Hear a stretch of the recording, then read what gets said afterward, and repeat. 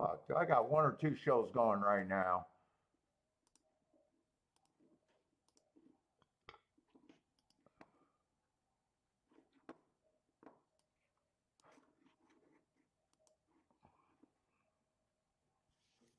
What's up, Gregory? I accidentally crashed it myself. That was my fault.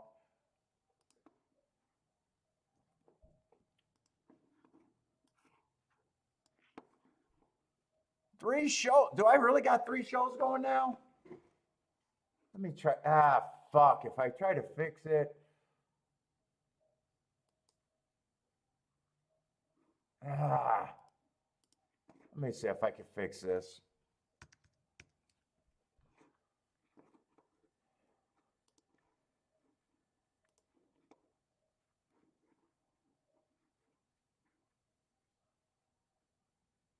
Let's see. I think I just got to get rid of the one that been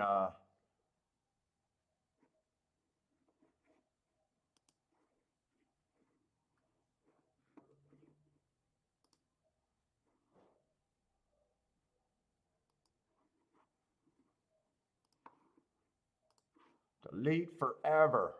All right, that should be good. All right. I think this is a good one, Marco Lou. Yeah, fuck. I crashed everything.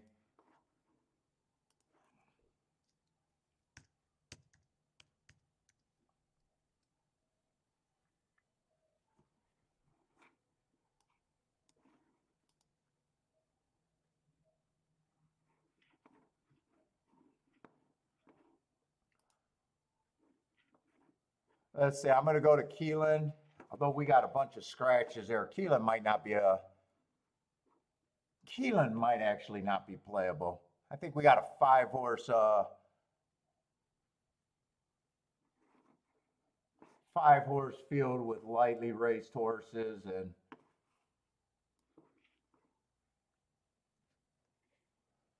All right.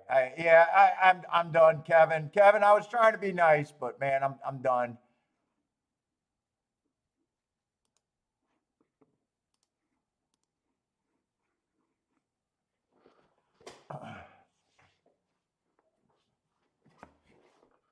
Am I still on 2? I should only be on 1. This is the right show, Gordon. I think I got rid of the other show.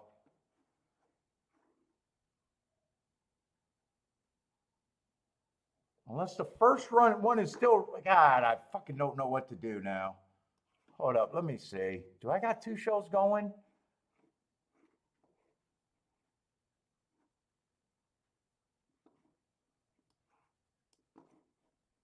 Let me check one more time. I might have 2 shows going.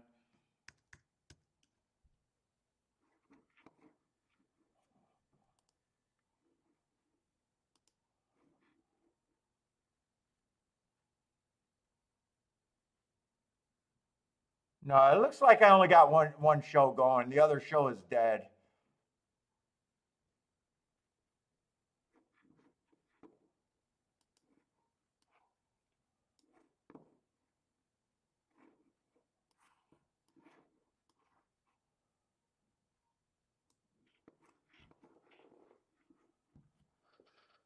Paulie couldn't pay the rent. Oh, we also got a 5-horse field. I don't think I'm interested in this race.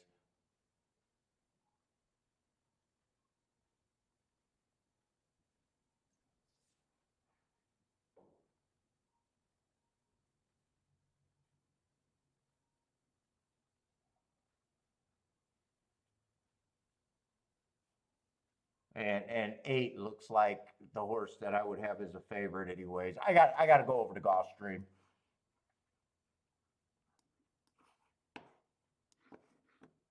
Gulfstream, we got 5 minutes.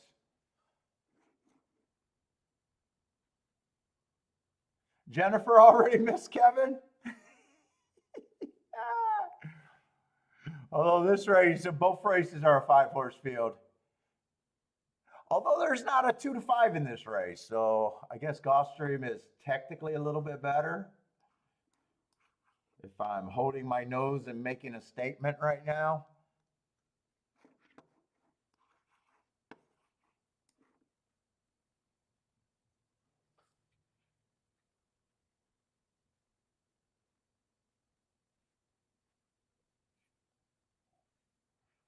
Yeah, one, I don't have a problem with him being a favorite at the very least. I like that race. 3 back, went too fast to win.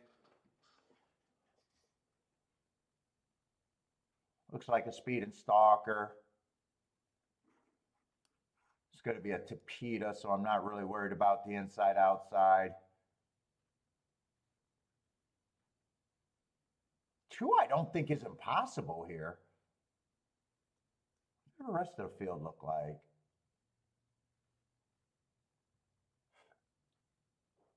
Four is 3 to 1.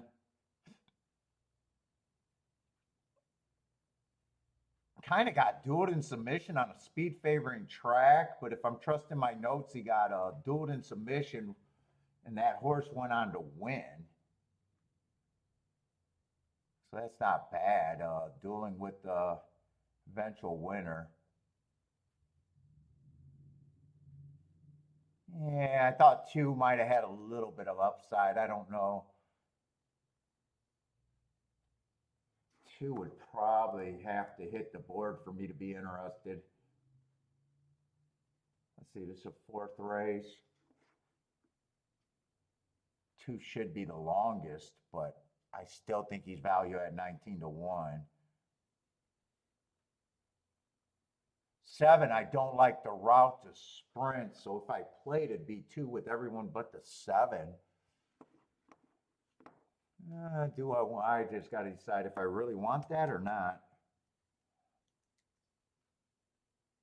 Any order of 1, 4, and 6. There's no ticket construction that I could do that makes me want that ticket.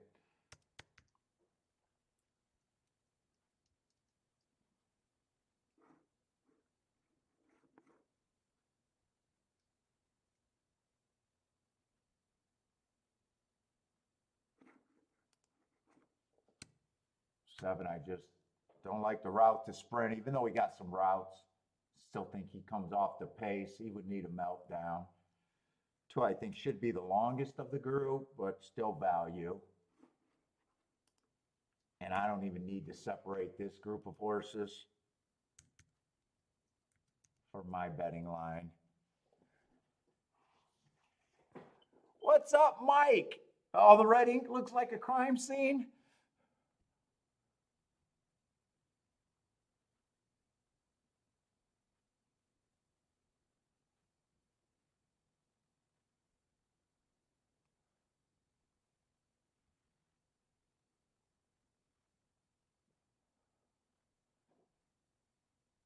They say Marco Lewis place wagering all his long shots. Why do I not believe that?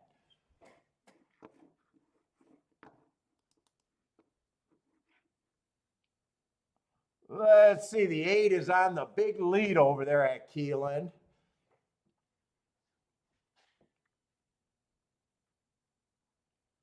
Well, you like the 7 horse? 7's going to get second there.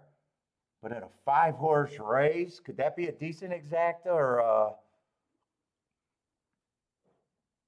no, not even $9 in the exacta. So there was really nothing there.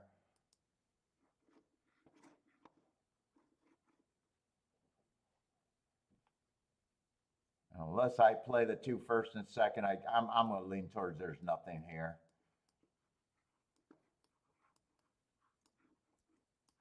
That would be my key, but I still got to respect the 3 favorites. Let's see, Elliott. Elliott hit the ice cold try. That's the way you got to hit that if you're going to hit that. Hopefully that try is decent for you. What do you need that try to be good? I mean, you hit it ice cold, but still, what makes that good? No place on the 2. Although you could say if I did the exacta, it'd basically be a place bet.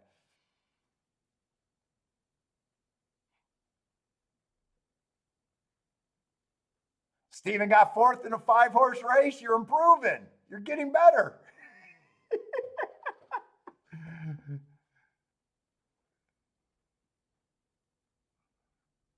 If you get 12 to 1, you'll be happy. 12 to 1 on that straight try. You might be able to get 12 to 1. No, if the exact is paying $9, I think you should at least get 12 to 1, shouldn't you?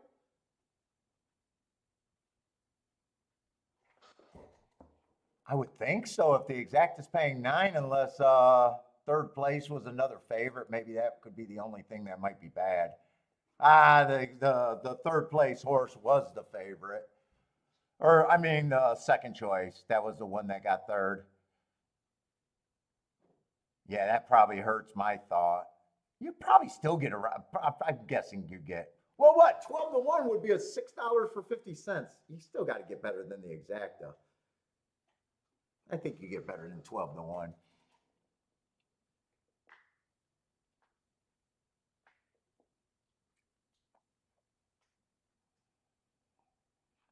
Ice cold. Ice cold, though.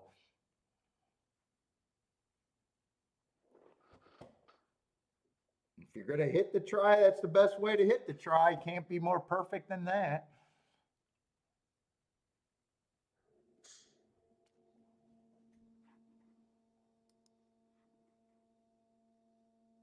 Let's see. Gulfstream's taking a long time. They want me to try to talk myself into doing something here. It's not going to work.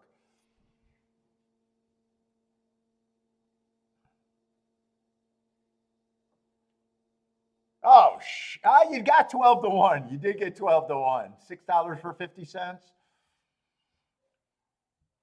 I guess that is 12 to 1.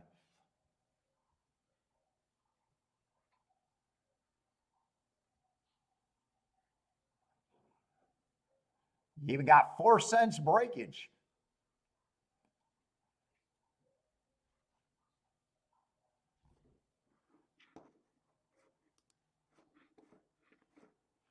Let's see. Gulfstream is going to separate a little bit. I think we need this. Place on the 2. Nope. If I do the 2, it's going to be the exact, the first and second. Marco Lou's going with a win wager and a 4-2 exacta. That's it, huh? You got to be perfect. What are those exactas paying? Yeah, if 1 wins and 2 gets second, 26 to 1. 4 wins and 2 gets second, 44 to 1.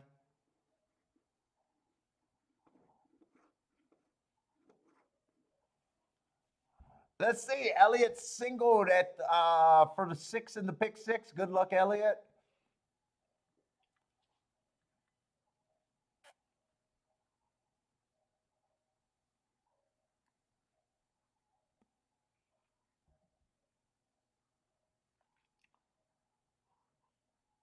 Ooh, I'm not sure. 2 looked like he got a bad break. I think he reared, but it happened so quick. I'm not sure. I don't like the 2's chances now. 7's way closer to the pace than I would have thought he was. But 4 ended up with the lead here.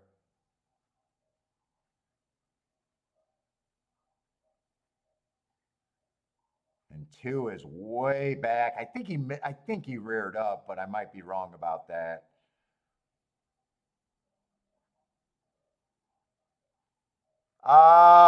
If they're going 25 at the half, I don't know how that could be right.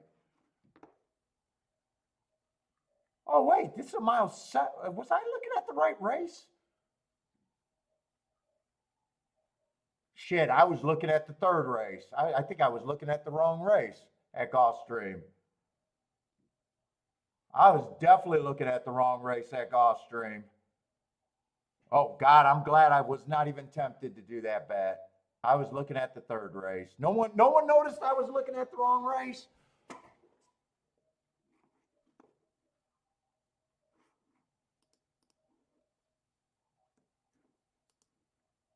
Uh-oh.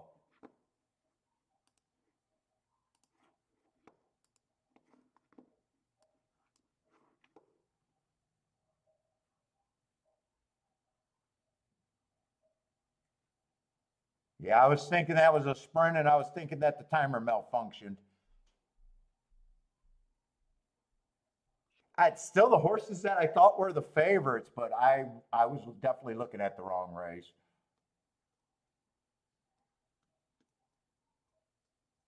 How did that happen? And by the way, who won the third race now? Did two at least run well in the third race or not at all? Two might have been got scratched that race. Two got scratched in that race, so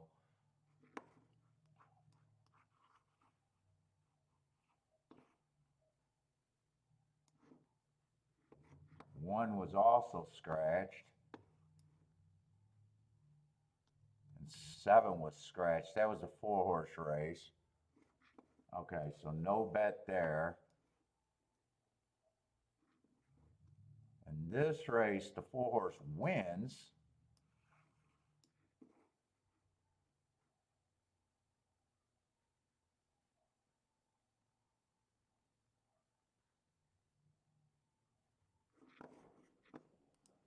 Let me get these scratches right. 3 was out. And 5 was out.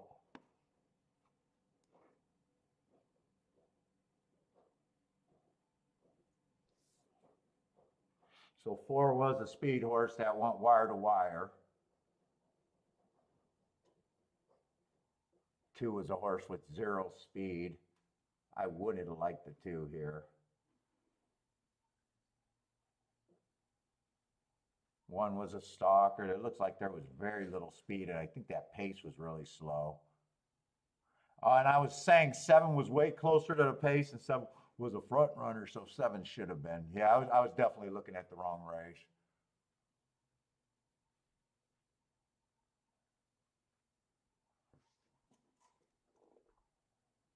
Rats for Elliott, but no bet there either for me.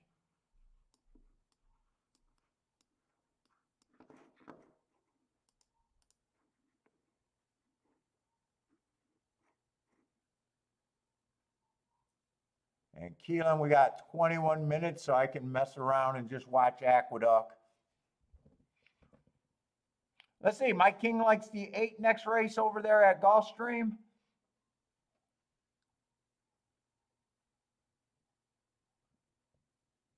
Yeah, Steve says focus, focus. I can't even look at the right race.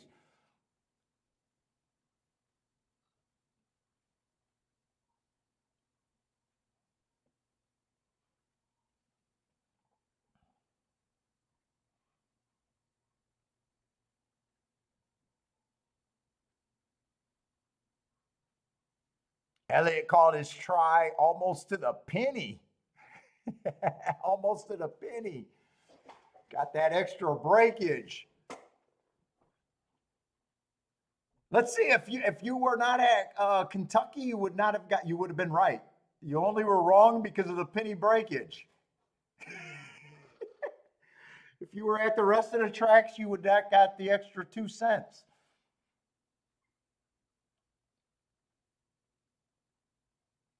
Let's see. Mike King likes the 8 at Gulfstream's next race, and Marco Lou's already saying he will not be on the 8. So Mike and Marco Lou are not seeing that race the same.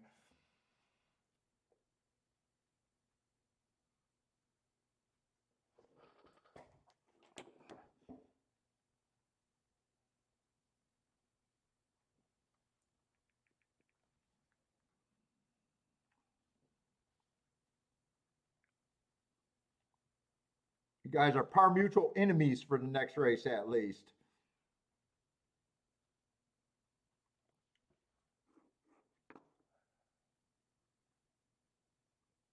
Let's see, Rockin' Ray just commented on the old show. I wonder if Rockin' Ray found his way here.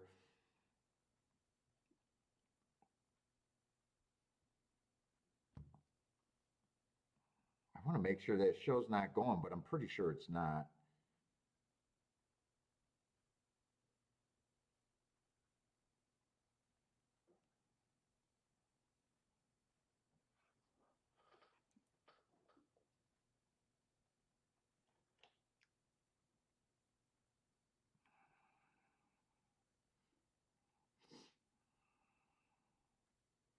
Let's see, Elliot. 5 is on 5 day. Dude, that used to be a really good handicapping angle back in the old days. The young people don't like that angle. 5 day rest honestly used to be a big turnaround. Back in the old days, that used to be something that they used to look for. Elliot, how long you been playing? Are you an old school guy or new school? You used to see that quite a bit back in the early 90s and before. 5 days rest was not a bad thing back in the day. Now everybody looks at it like that's terrible.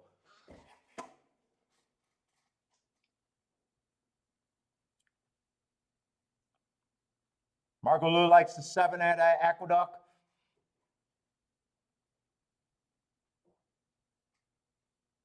Oh, you've been playing 6 years, so yeah, that's definitely before your time. I don't know why that was a big switch in beliefs with trainers and stuff. They used to wheel them back a lot faster.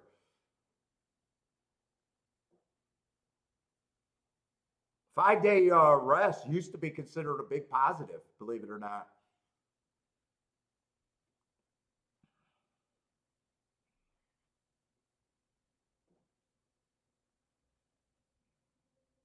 Now I think overall most people take the look that it's bad, that it's too much. I even think I remember seeing horses every once in a while on like 3 day rest.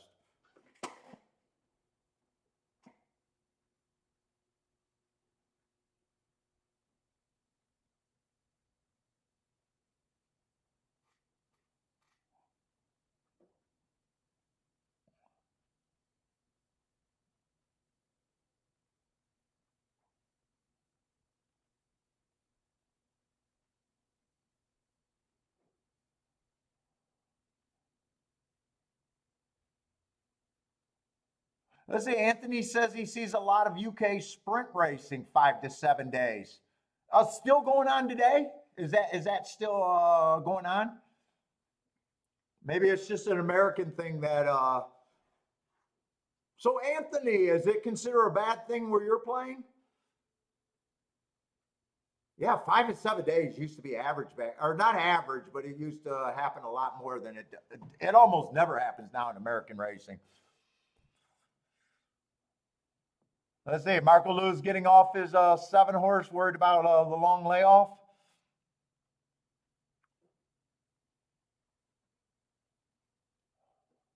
Let's see. Keeneland, we've got 19 minutes, and I don't know how Gulfstream with that long delay is still right on top of Keeneland.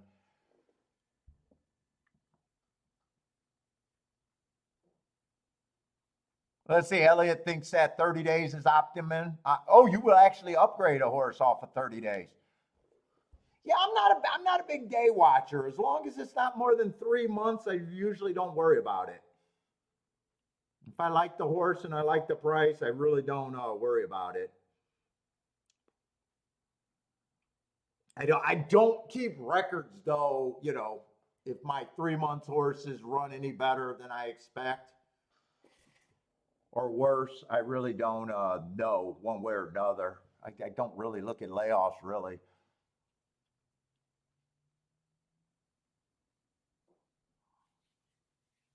Once they start getting more like 5 or 6 months, I guess I start worrying. Once they get off a year or longer, I'm almost always fading them. Even they come back and win.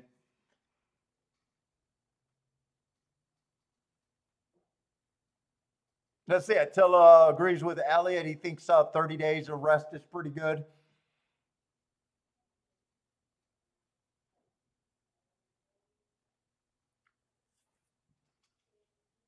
I don't. Marco Lou says trainer intent is so hard to read into. Yeah, I don't. I don't play that game.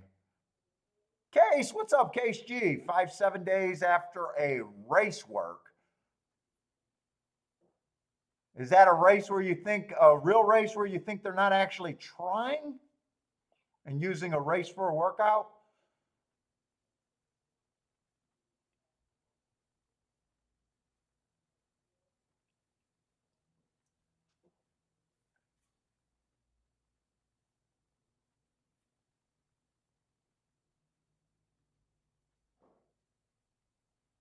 Case says all trainers love their horses. Yeah, they either love them or hate them. I've had trainers say, "You bet on that horse, and fucking, he came back bad. I just filled a race. I didn't want to run him, and the horse ends up winning." That used to happen at Aqueduct when I was there.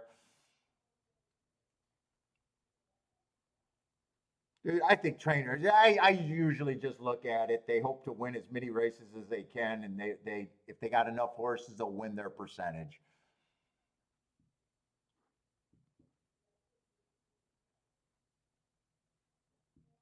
Let's see. Six, the favorite got the lead, and the second choice is chasing in the gravy spot, and thirds, they're kind of spread out here. Three is in third, seven's in fourth, about 5 lengths off. Right now, six has the lead. Five's trying to work himself up. Three's still a little farther back. He's not out of it yet. Five looks like he's going the best right now. Six is responding, but physically he just looks like he's giving it all his already. It's going to be between the five and the six. Three's just too far back. Oh, and they hit the wire together. It's either 6-5 or 5-6. It's really close. I thought it was the six, but it's really close.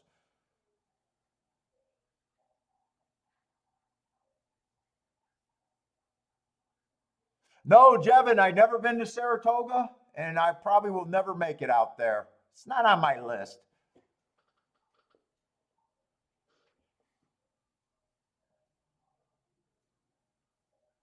Elliot says he guessed 5 days is okay now. Do you think five got it? Five might have got it or six got it. He definitely ran a winning race.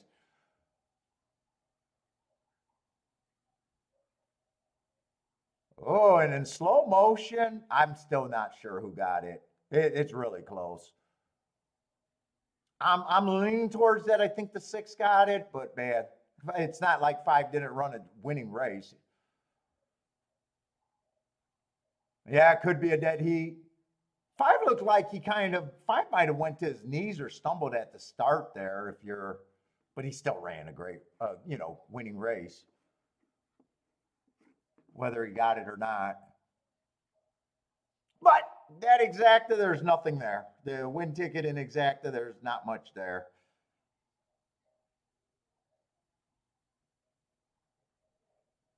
Looks like they're going to have the six up there right now, unless the dead heat comes a second later.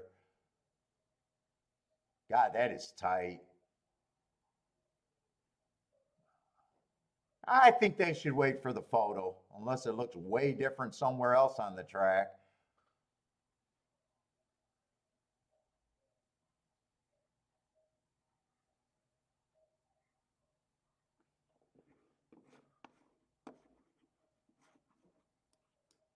Let's see, Gulfstream, we're going to have a dirt race, but I'm a little worried about the first race they ran on the dirt, that it was all outside. I probably want to look at Keeneland first.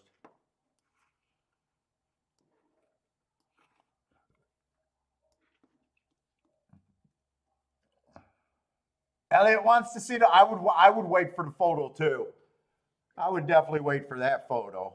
I would not declare a winner until if I was a track, I would definitely wait for the photo there. That was pretty damn close to call that.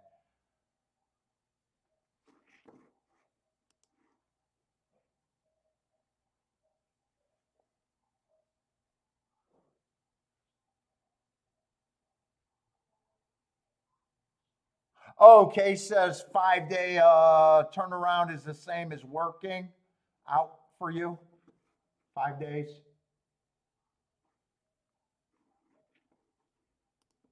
Yeah, I know the old timers weren't scared to bring them back right away. I do know that.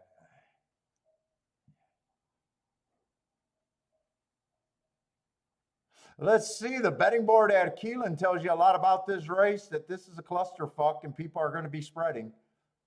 In a way, these type of races, I tend to want a stronger opinion, not a weaker opinion, because I already know that people are spreading like crazy.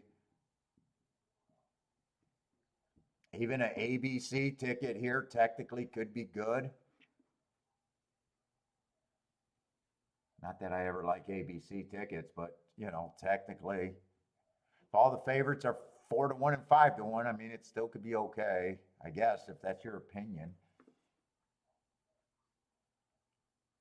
I'd say using the first three favorites in a pick X is probably not great. Probably don't get a bump here. Let's see. I don't have to start with the favorites because if they're all 4-1, I already know that they're not looking like standouts.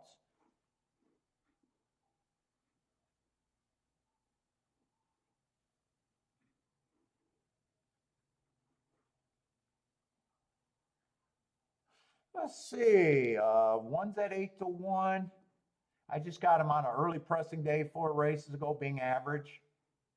Just not good enough. What is this? 20,000 now, winners of two. I got to figure out. Next race, for some reason, I didn't have that race.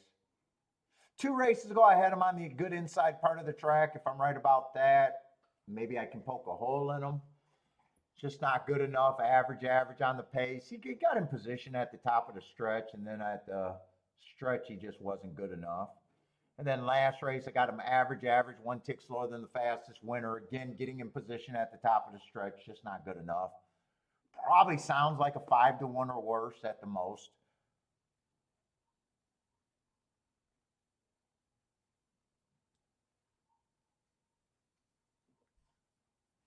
Two lacks speed, but didn't the race that I hit came off the pace at 10-3? I think that came off the pace. And today's a different day, so speed might not be as good today. Let's see, the two I just don't got that much. 4 races ago was, I guess, a year layoff. March of last year. Well, not a year layoff. It was just a year ago. He's been active. So I don't have that mark. 3 races ago, maybe a higher level, but that's Colonial, so I don't know the class structure there, but allowance 1X tends to be a higher level. Then the last race at Tampa, I had an early pressing day, and he was not the right running style. Let's say 3. I definitely don't mind the Harps going too fast to win. Wouldn't it be shocked if he's there at least? I just don't know. Right now, I'm not feeling like 4-1 is a big getting overpaid.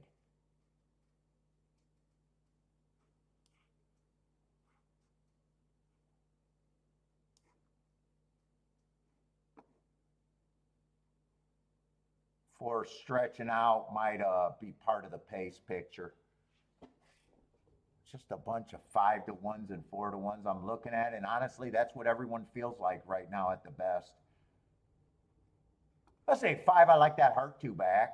And last race on a stalking closing day was going average, match strides with the fastest winner at the 6 furlong mark. Just ended up not being good enough.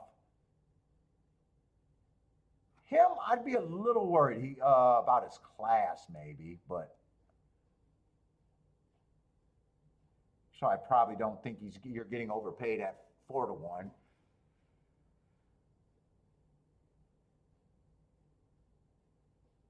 7, I probably can't get to.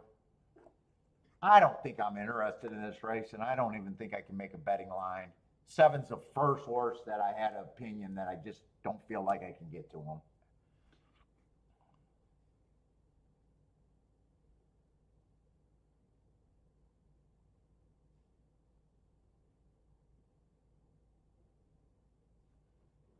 Eight's been getting in position.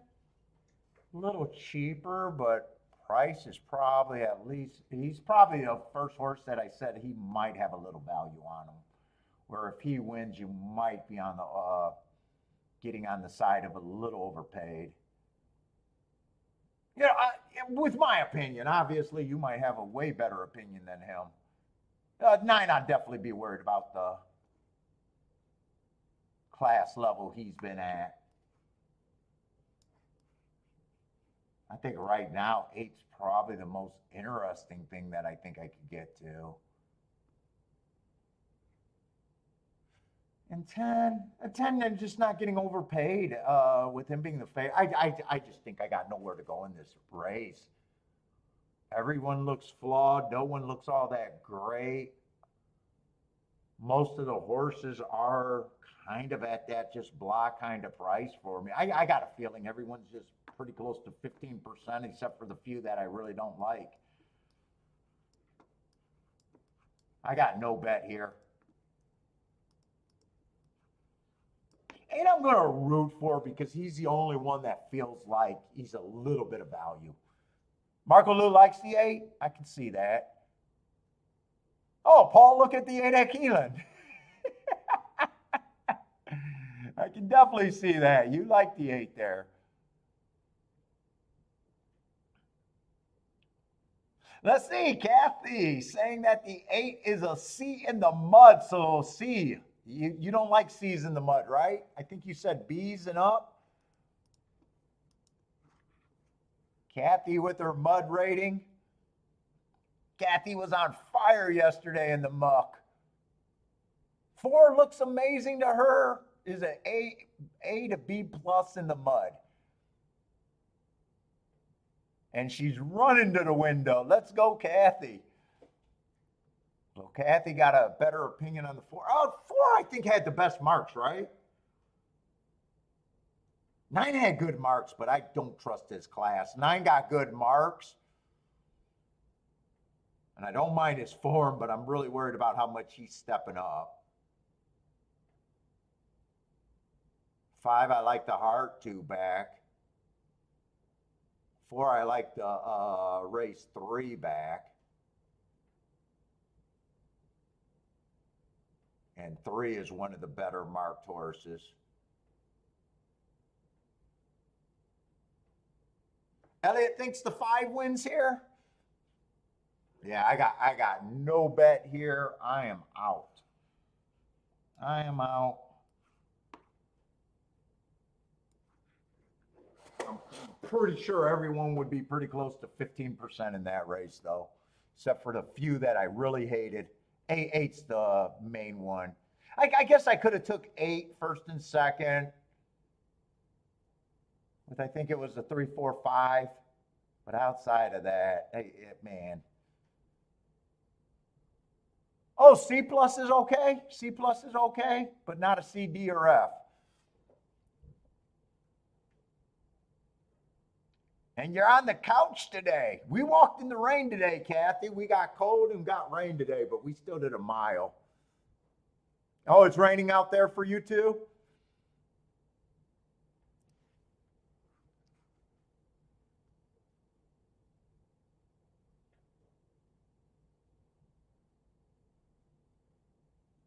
Let's see. I might be really interested. I want to watch Keeneland. 2's at 7, or 1's at 17 to 1.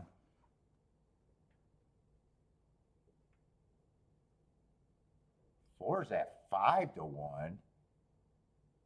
4 earned that eye-catching mark at a route, though.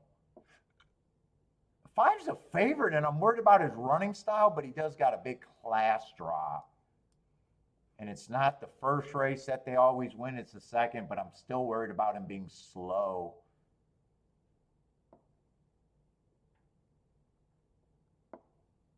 One might be interesting at that price, though. There's nothing but a bunch of routers and lightly raced horses. One might get me in there as a flyer. 12, I'd be interested if he was on the inside in this race, but not in the 12 hole. 12 hole is.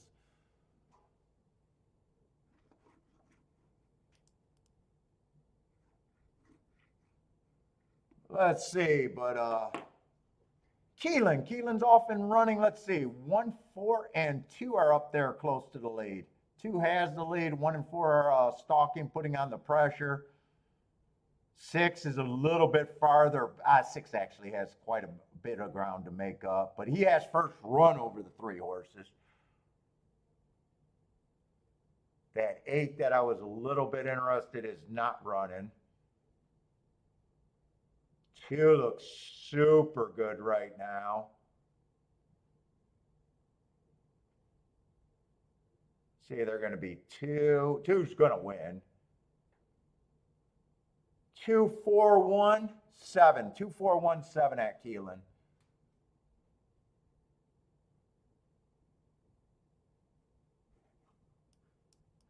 Another Gulfstream. Oh, wait. That's not the right two. I was going to say another Gulfstream winner. A Tampa winner. Shit, where did the front speed come from on the two? Did he go wire? He went pretty close to wire. If he didn't go wire to wire, speed held up pretty good there.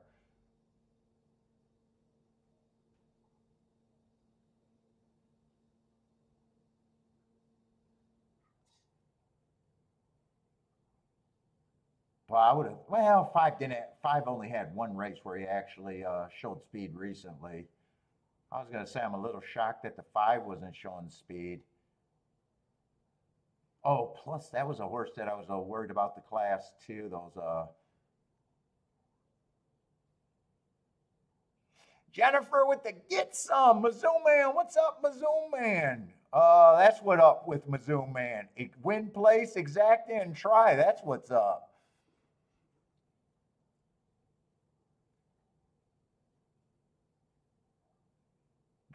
Driving and hitting tickets. Driving and hitting tickets. Now you're just showing off, Mizzou man. What's up, gas station sushi? What's up, man? Fucking Mizzou man came in. That's what's up. I'm gonna be driving in my car and hitting or at the golf course, but I'm assuming the car.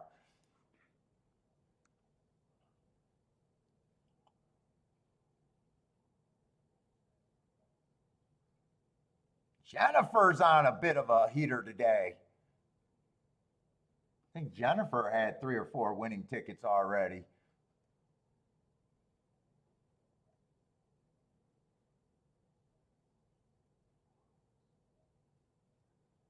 Let's see, 6 got scratched. I got to make sure I'm in the right race. Blue skies. Yes, I'm in the right race.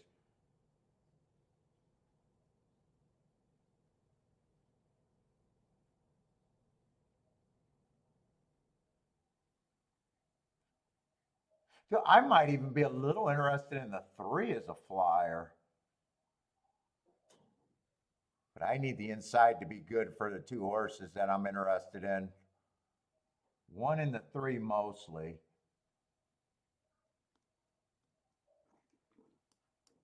In fact, if I think I bet him, I think I do a win Dutch, but I do think I bet the 1 more. I think those are the only 2 horses that could get the lead on the inside. Anyone else that gets the lead is probably a route to sprint that I just can't really get to. I might even play 1 and 3 with the 4 and the 5.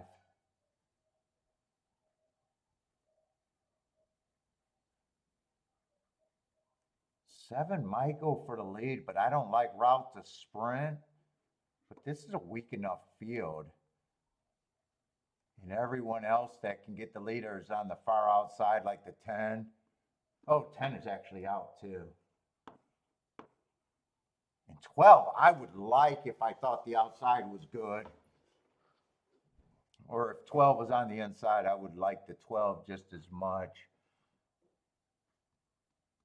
I think I poke around a little bit here.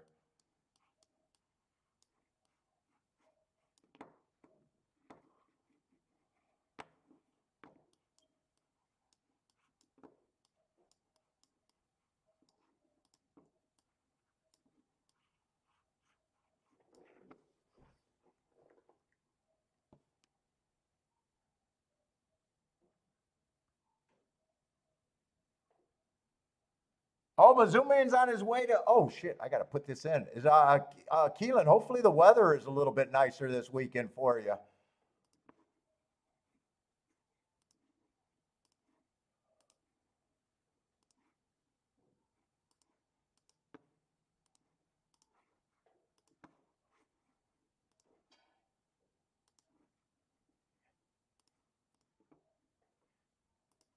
I could have even bet the 4 to win here if I was going after the race for more. I'd probably play this a little bit different. The way I'm going after the race, I think I got to go for the biggest hit that I can for what I'm putting in.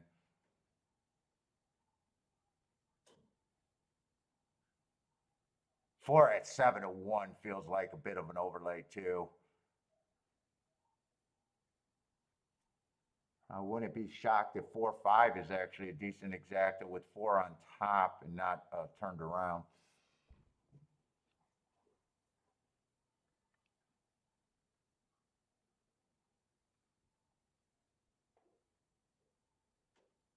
Did I do those win? I think I did the win bet. I'm not sure if well, now I put even a little bit more money if I forgot to press the 1. I think I did them for the same amount the first time. And I wanted more on the 1. Let's see, 1 and 3 are running at least. I wanted the lead.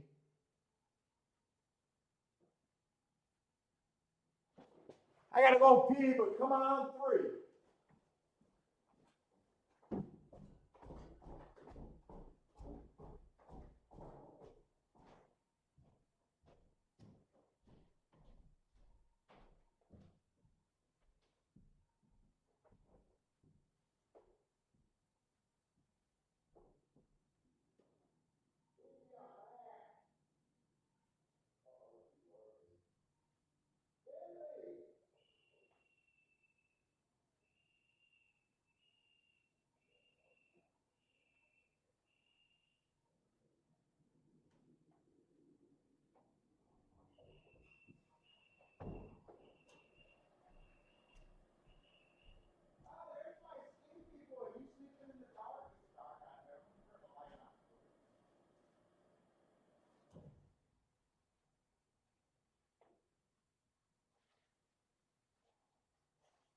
Who's my little hungry boy for his cookies?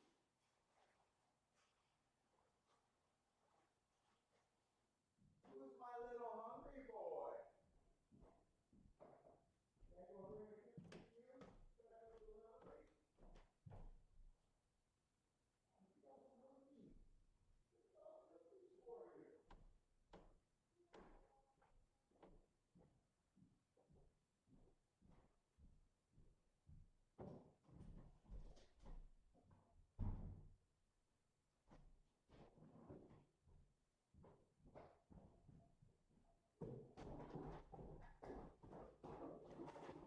Oh, da, da, da,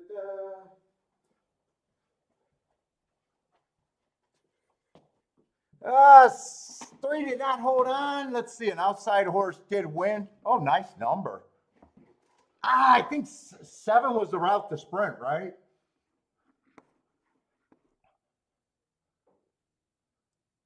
This is a second race at Keeneland where it was all outside.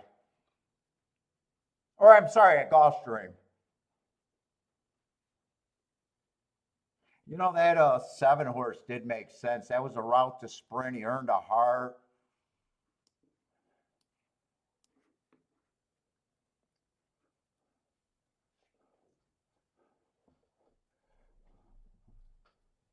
But that's all outside. 7, 8, 5, 4. 7 would have been in the 6 hole.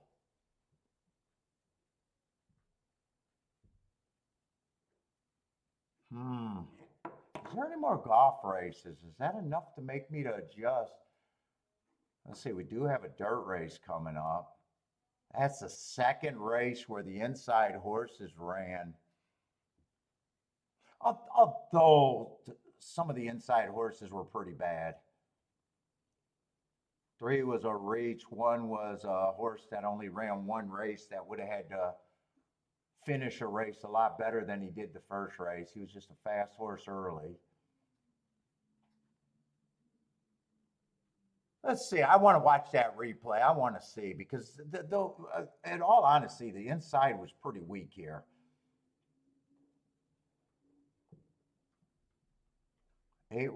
8 got second, just the first time starter. Wouldn't have had to be much to be in this field. 5 was a horse that felt like a very beatable favorite.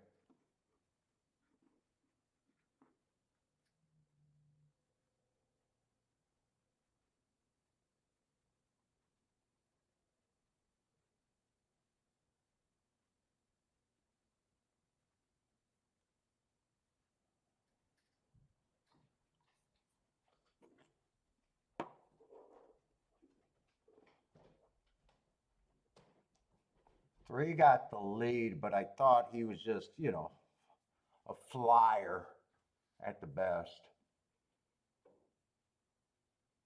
Probably a horse that I still would have had at 5 or 6%. One would have been no more than 10% if I did the betting line.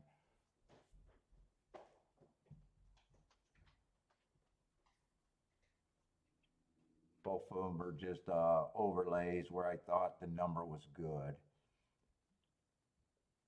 7. I wish I would have looked at the odds on the 7 when I kept saying that 7 had some shot.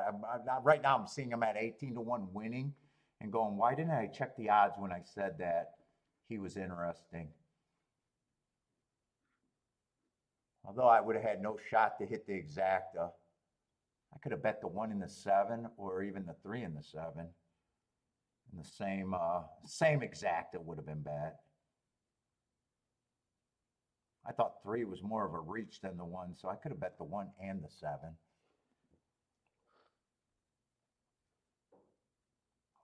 I just don't know what I never checked the price on the 7. Never checked the price.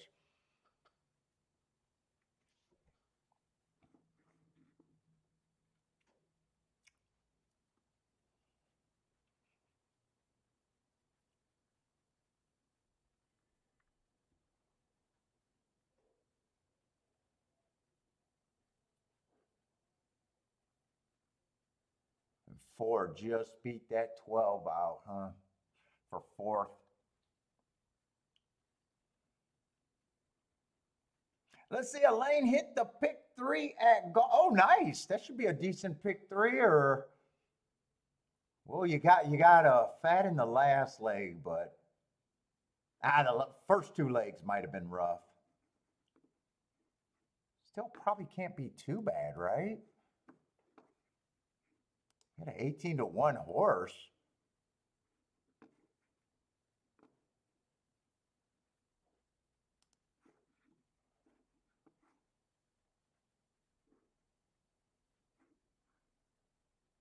Oh, it looks like 156, 58-1, I'm saying. Yeah, it couldn't be that bad. Actually, that's good. Well, you had a 18-1, 5-2, and a favorite, and a real favorite.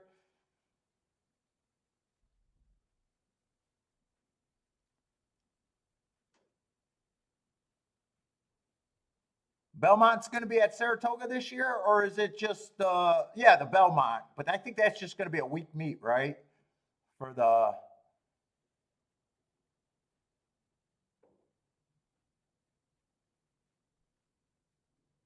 no, I don't. Yeah, no, I don't think there's going to be any racing at Belmont this year. The Belmont Triple Crown race is at Saratoga for sure.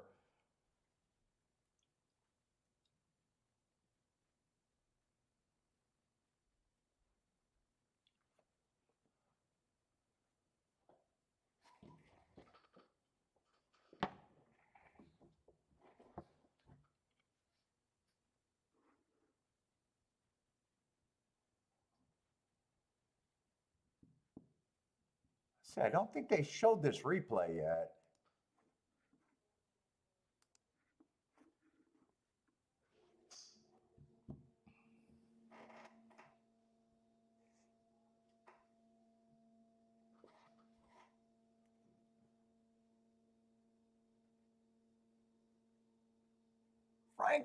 Franco, what's up? The 7 at Aqueduct. Let's see, 1 might have reared at the start, rushed up. Might have reared. I can't happen so fast. Let's see, 7's in a stalking position there. Oh, 8 was the pressure on the outside.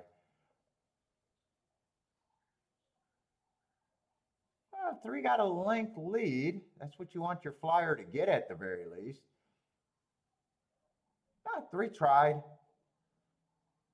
1 might have missed the break and probably was never going to be good enough anyways. 7 got to the inside of the track. From the 6 hole, I'm seeing that trip right now. 3's done. Ooh, 7 looks like he's going to win this race easily. Yeah, 7 did come up the inside, so maybe I don't have to worry that much about the inside being bad. He ran most of that race on the inside.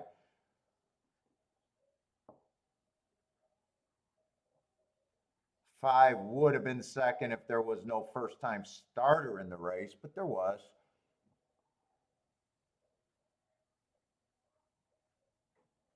All right, and 12.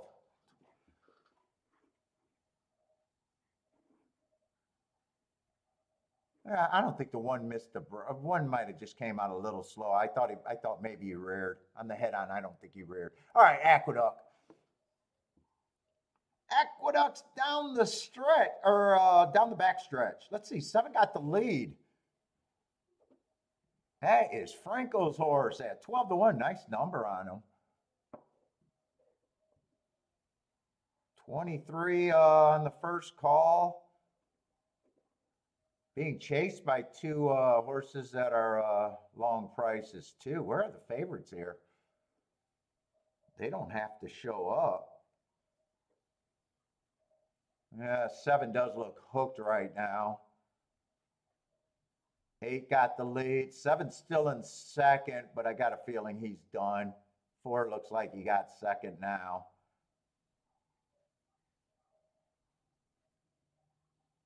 8 responded pretty good and lengthened his lead. Right now it's 8-4. Oh, there's the favorite. 5's the favorite, but he has a lot of work to do. 8's gone. Favorite can do no better than a second. Nope. 8-4-5. 8-4-5 at the Duck. Nice. Going to be a nice exacta. 7-1 over 9-1 over 6-5.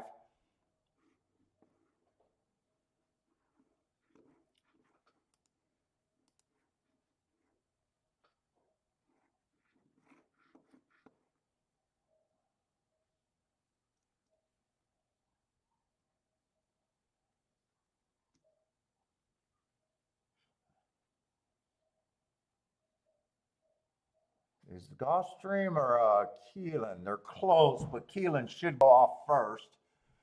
Let's see. Anthony is booming at the Duck. Nice winner, nice exacta, probably a nice try. What's up, William?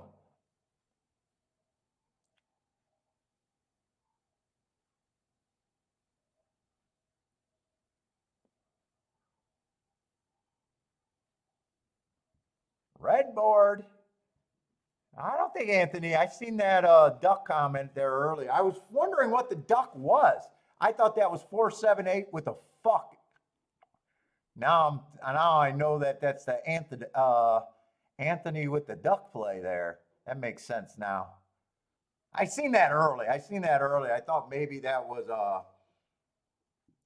oh no, that would have been a winning ticket at Gulfstream though. So could it have been with a fuck?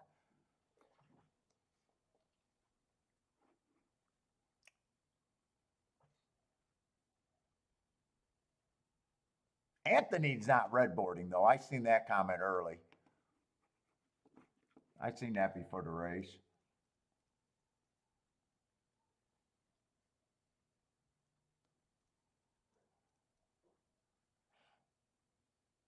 Let's see. Is this race still a race at Keeneland though? 6-horse race it looks like. Wow, lots of scratches.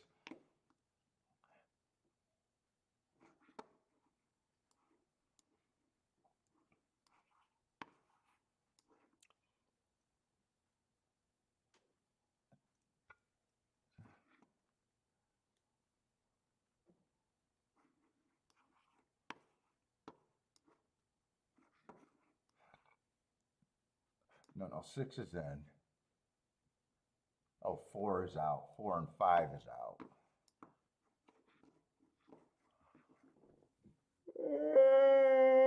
Oh, shit. 7, 8. Man, I hate it when the form has this many scratches.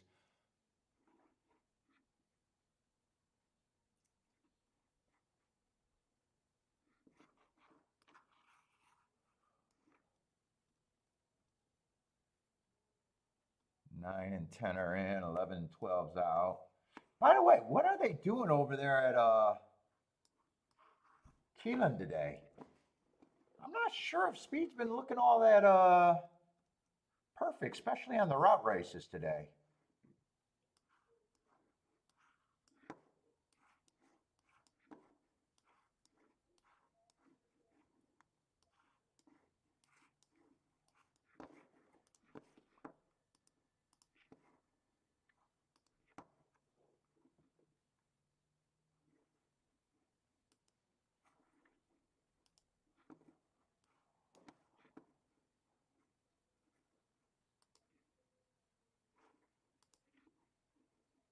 Let's do this while I got time. I'm not sure if this is going to be a great race anyways. Let's see. First race at a route. 8-1 wire to wire is a favorite.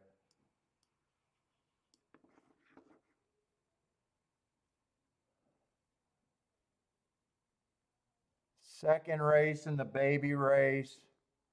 The 9 and the 7 hole, another giant favorite. Third race, off the snide. But that race they did close. Woo! I'm back, baby. That's all I can say with that is I'm back. Ooh, outside's been good, but we did have 2 favorites and a 9-2.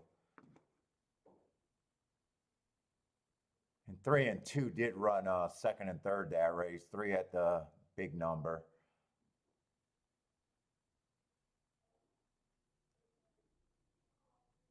8 stalked.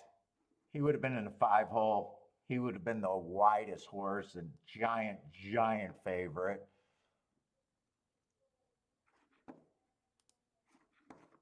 What happened last race? Last race was, it was all inside, right? I think that was all inside last race.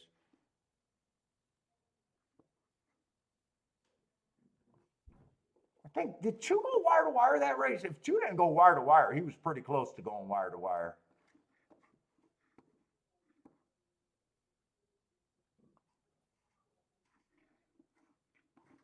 So speed, stalkers, closers, outside, lots of chalk today.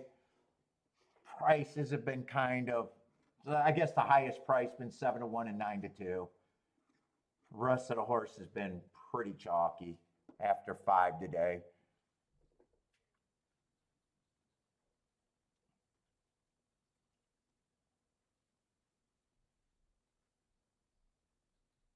Well, 1 got, or I'm sorry, not 1, 2 got speed.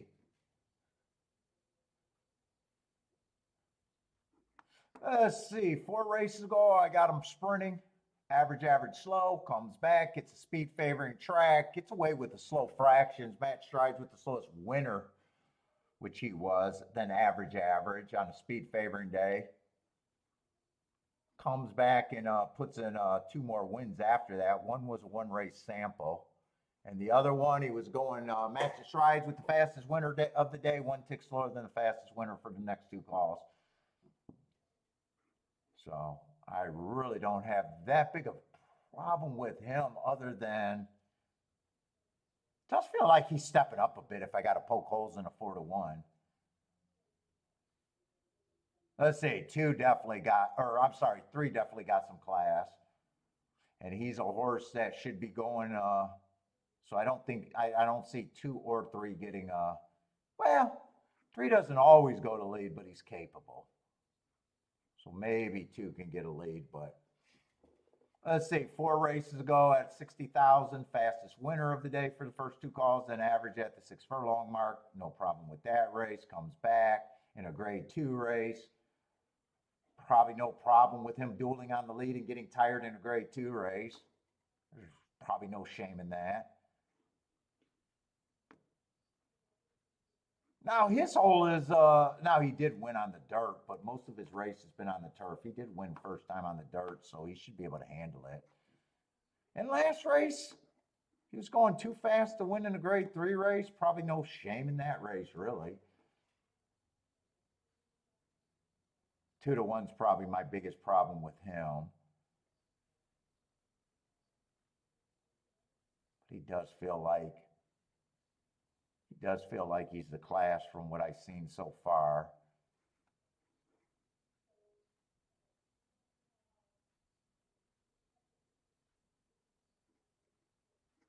Let's see, 6 had a good inside, if I'm right about that.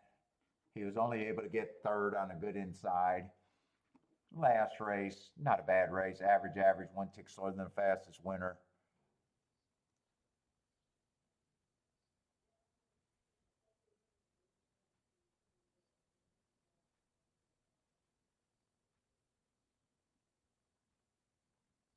I don't know if I'm that interested in this race from where I think my opinion's at.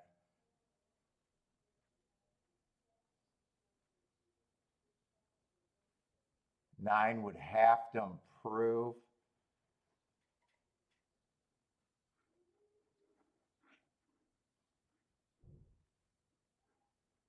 Ten's a legit off the pace kind of stalker.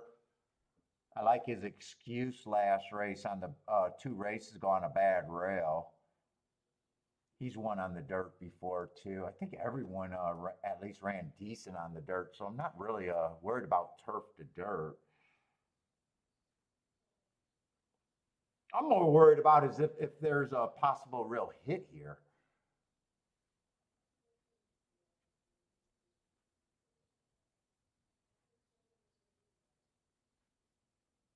Oh wait, did the 13 draw in?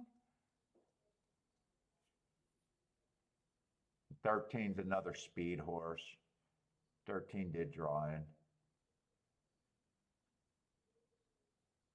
I'm not going to look him up because I just don't think I'm interested in the race.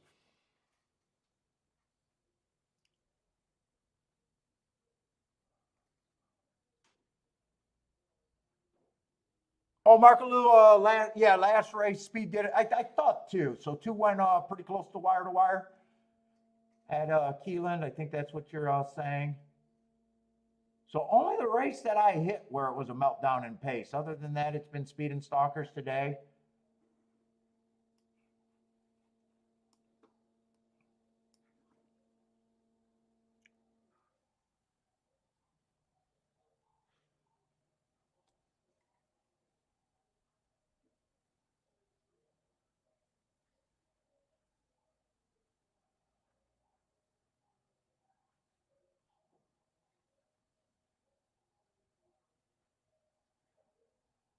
Yeah, I'm not so sure.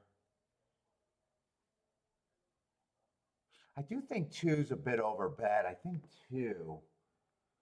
I got at 5 though. I don't think I'm that. I don't think I could play this race though. I'm gonna try to do a betting line. Sometimes I change my mind, but right now I'm like, I'm kind of. They're going in the gate. I'm not even gonna do it.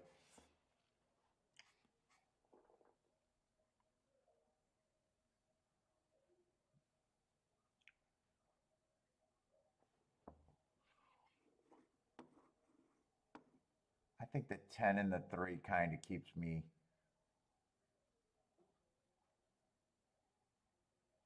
Especially the 3 kind of just keep me out.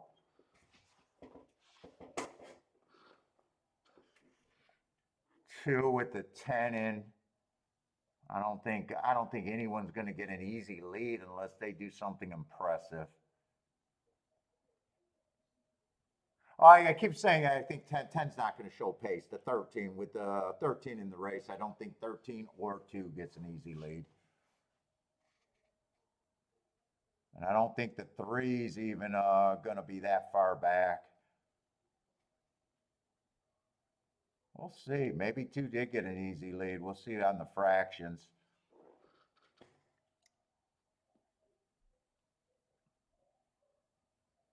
Oh, two at 5-2 gets. I got the two like at 5-1. I thought two's over bet even if he wins. From what I was thinking.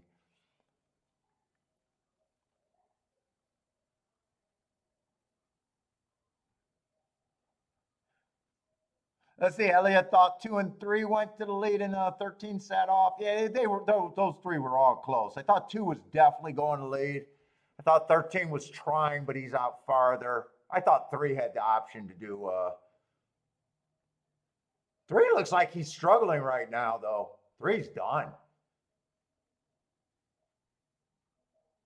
And 10 looks a little too far back, so this might be a good setup for the other horses at the very least. With 2 getting pulled up, and 10 looks like he has way too much work to do.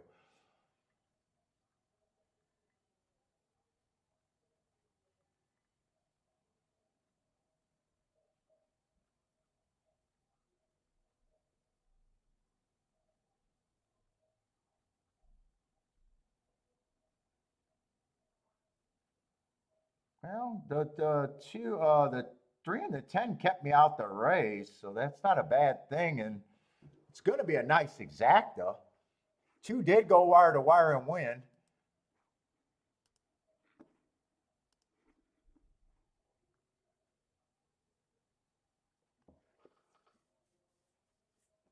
I did think 9 had some value. I don't know if I ever said it.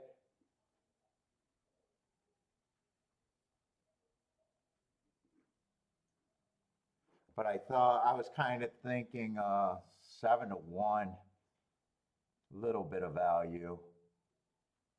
2 ended up being over bet, even though I thought he could win if he got the lead.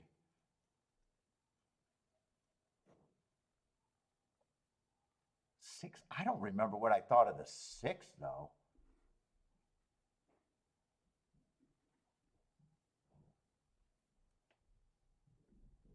I still don't know what I think of the 6. I know the 6 either got second or third by a K here, and I'm still not sure what I think of the 6. I'm still not sure. Okay. Did you hit your you're still alive in the pick 5?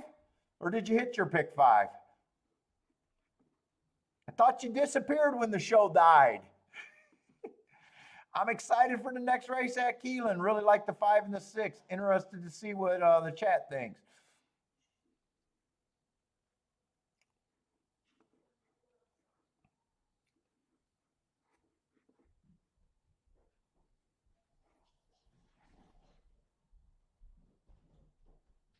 Casson, I hope I'm saying that name right, but what's up, man? Just seen you slide in here.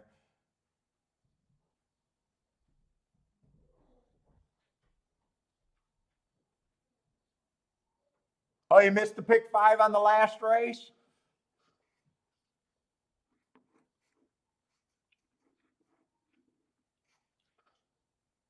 Oh, that would have been the race before pick 5. Oh, let's see. Gulfstream. That's another dirt race, and I probably should have got to that race as soon as I decided to sit out Keeneland. You got your pick 3 through, so and you hit that exacta too. Nice. Yeah, that was a nice exacta. I'm happy with that. In fact, I'm happy if that's the only thing I hit, as long as I don't do much, too much. And so far, I haven't done. I think I only did one small bet since then.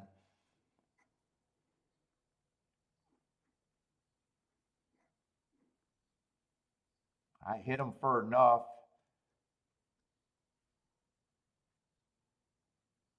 Let's see, 5 is out.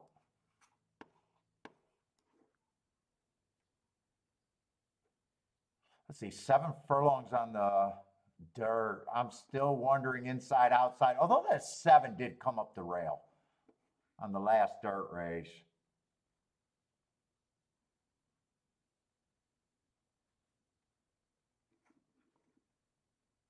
Three's like mostly a stalker. Sometimes he's a little too far back, but I still think overall he's a contender here. 2 would need the inside to be great. 1, I hate route to sprint. Only a few times I can make that happen.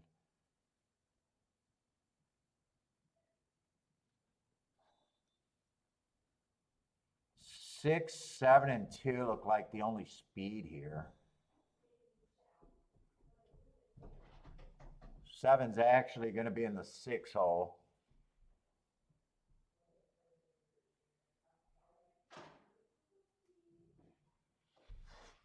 Ah, fuck. I definitely like the progression on the 7. 7's just over bad. 4 races ago, I got him running against the inside bias. He comes back, goes too fast to win my next mark, best mark, and then he puts 2 wins in a row as favorites. Just unuseful, but you know, he did handle his business. I don't mind his progression. He's overbet again here.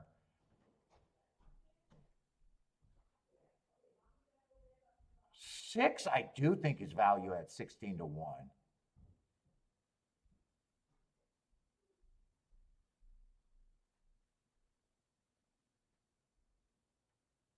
And most of the inside horses I don't care for. But I think I still sit out this race. I'm rooting for the 6 because 6 would have to be my key.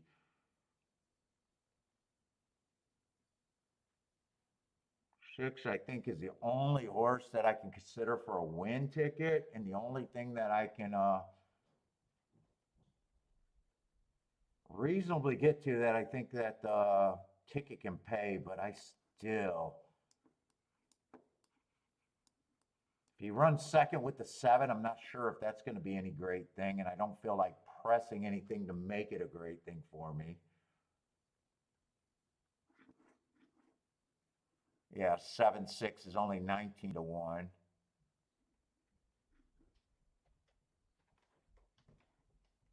3-6 is better at 39 to 1. I think those are the only 3 horses I would use, though.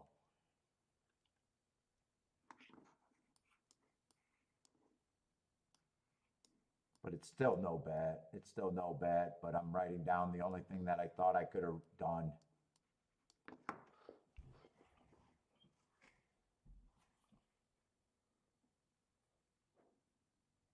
Mm, 6 does get the lead. 7 and 3 are right there. We'll see if he can just hold on for first or second.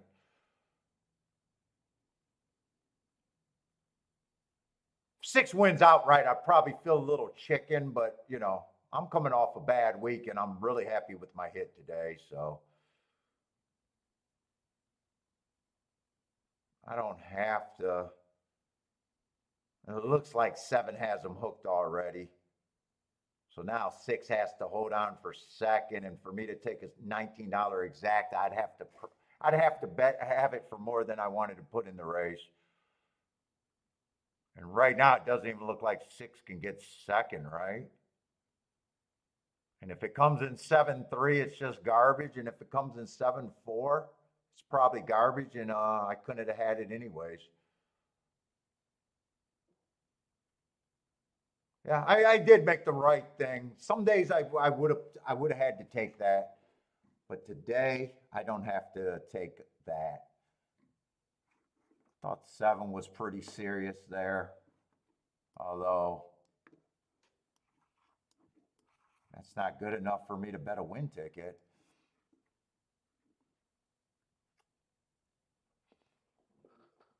All right, that's a good no bet though. That's a good no bet for me. I don't know if it came in 7-3 or 7-4, but either of those exactas can't be any good. They're both $6.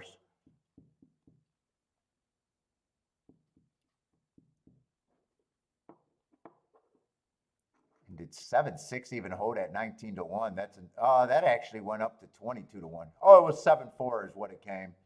7-4-3.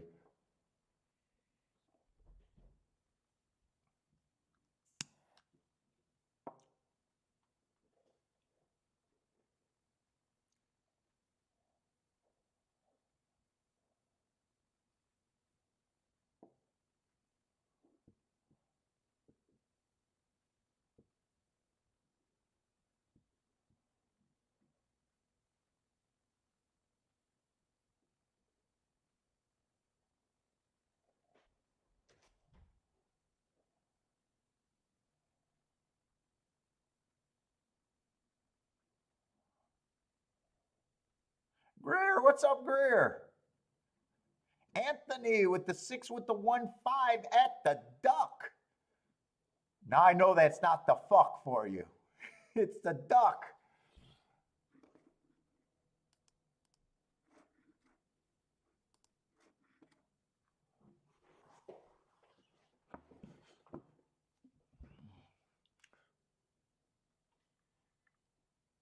And what did that Keeneland exacta pay, by the way? Was it 2.6 or 2.9? It was 2.9. 33 to 1 on that exacta. That was a better race than I thought it was going to be. Although 2 did get pulled up. Or no, 3 got pulled up, but he kept me out of the race, and 10 was so far back. I don't mind seeing prices.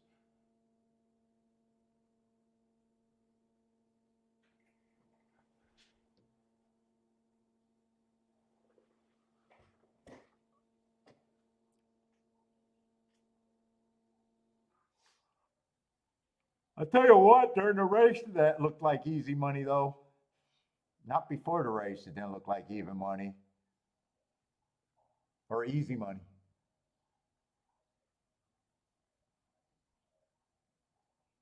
Ooh, 9 did just get up. Now I see that replay. All right, if you guys got play over there at Duck, I get a few minutes off, so.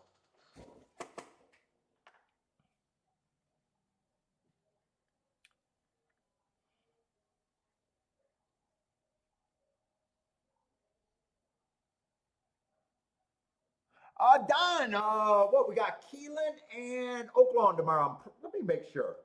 I'm pretty sure it's Keeneland and Oaklawn, though.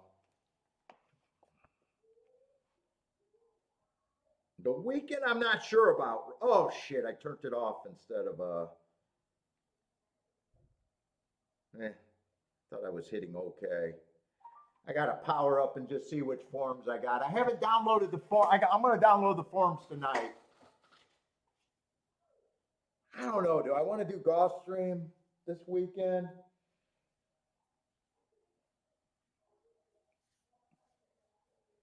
Keeneland, that hit at Keeneland probably saved me for saying I can continue with Keeneland. But I haven't decided what I want to do on Saturday and Sunday.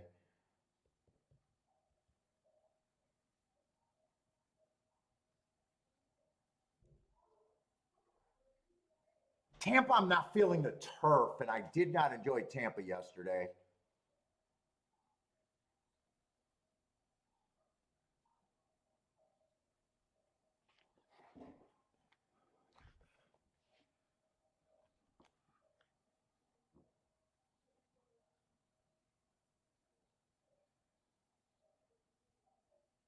Tomorrow's at 12. Oaklawn and Keeneland. Oaklawn and Keeneland for tomorrow.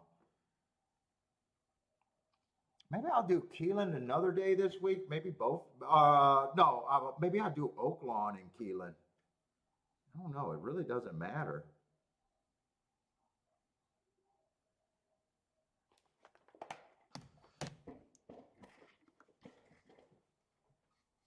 Is the duck in? Has the duck been interesting? I haven't done. I got data on the duck, aqueduct, but we haven't. I haven't played much aqueduct this fall or winter. I didn't play it during the winter. Once Oaklawn started and Fairgrounds started, we didn't do any New York. The only problem with doing New York is most of those forms I'll be doing from scratch. So I got to decide because Keeneland takes me longer to mark. And if I got to do the forms from scratch, New York would take a little bit longer.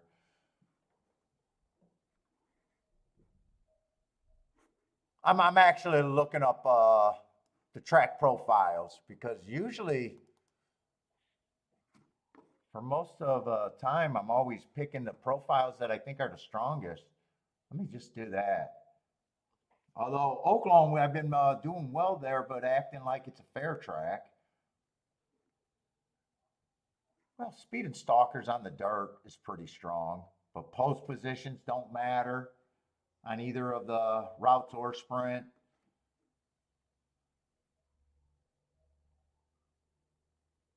Not my favorite profile, but I started out so hot at Oaklawn. I've already crushed the meat. I can't possibly lose at Oaklawn.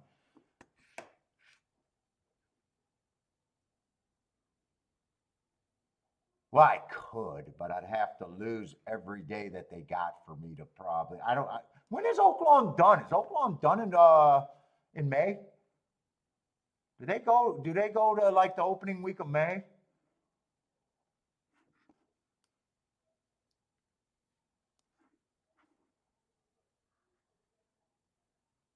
So not the strongest profile. I think Aqueduct's profile been catching my eye. Even though we haven't played it in a while and it'll take me longer to mark up. I got 42%.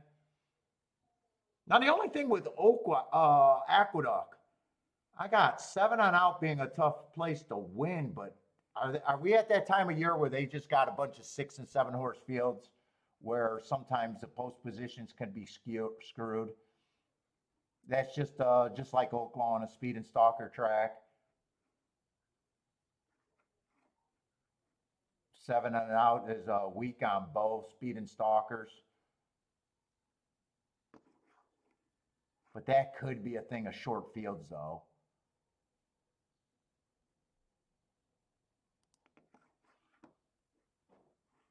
Hawthorne hasn't been running enough for me to be interested in Hawthorne at this time. And Gulfstream, it's either I can find something or there's just no place. Gulfstream is still profile's still great for me at Gulfstream, but it's just getting harder and harder to find plays. Profile's great over there. 7 on out is hard to win on the dirt. The torpedo routes I haven't been crazy about, but torpedo sprints is just speed and stalkers. Yeah, I don't know where to go.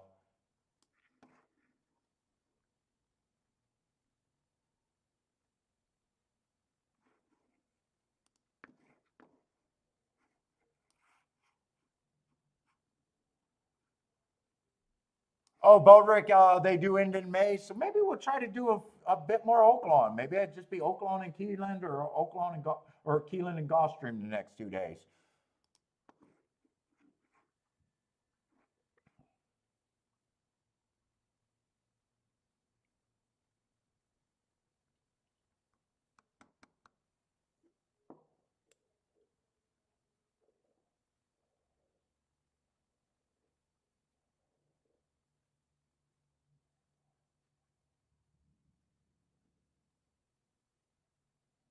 Let's see, we got the 1 and the 2 on the front end.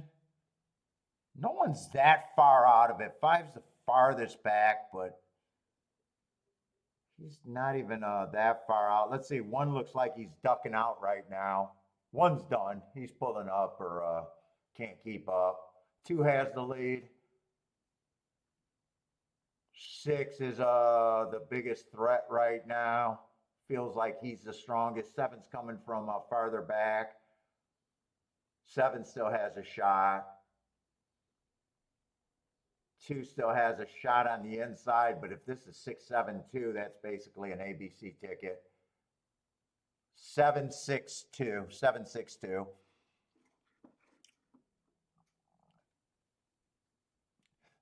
What's up, Kansan? Hopefully I'm saying your name right. Thank you very much from New Zealand. What's up, man? Who you like? Jet Spring at Gulfstream?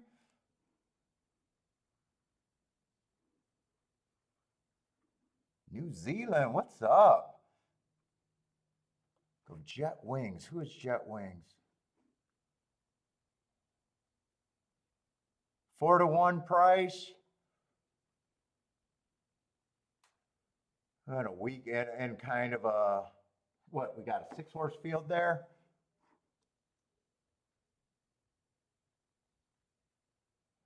Remember, my opinion is my own, so I'm not a tout. Plus, I'm only going to be right 20% of the time that I play a race. Just always remember that. I only expect to be right, so I'm no extra thing. Let's say one got very good marks, though. Four has speed. Four's definitely going to fit. PETA, I want speed and stalkers. Four fits on that.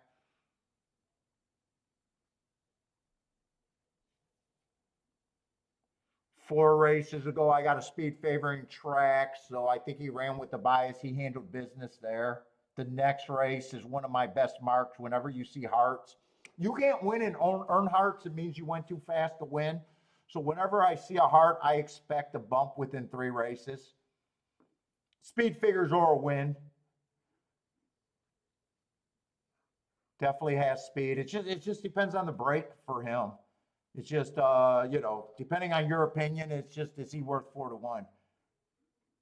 2 races ago, I got him battling pretty close to the pace. One tick slower than the fastest winner average, and then last race just being average while being a neck out of it. He's definitely a front end contender. This is a tough race because one's also just as fast, going too fast to win in the last 2 races or 2 of the last 3 races. 3 just ran with the 4. He did close on a day that I thought that closing was a bad thing. So if they get weakened, he would not surprise me. It's always what you could build a ticket and if you think you can make a score. 5's another horse with speed, so you might have to worry about a 3. Basically, you're in a spot where I don't have a problem if he wins. Put it that way. It's just it's 4 to 1 a price where you think you're getting paid, and only you can answer that question. Being right, being wrong is not a big deal in this game. Getting overpaid is definitely where you want to be. Paul sells his picks at an 80% discount. My picks are free. Watch the show and laugh. There's no one picks are worth any amount of money. In fact, most handicappers could get to good things. It's every time you had a woulda, coulda, shoulda, it's basically you were a sissy and didn't bet right. And every handicapper, no matter how bad they are, have woulda, coulda, shoulda tickets. Yeah, it's put it this way, it's a tough race where pace is definitely gonna. Yeah, a lot of races. Does he have a big advantage? There's races where you think horses have a big advantage, right? And there's races where you think the advantages are really tight. And this is a race where I think that there's not really a throwout. That always makes it, when you don't have a throwout, I don't think I can confidently throw out anyone. That already means that, the advantages gets to be narrower. I'd be curious if I can even bet that race.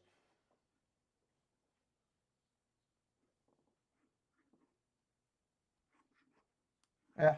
I just say what I think, how I think I'm looking at it, and that's as far as I take it of what my opinion is worth. Not much.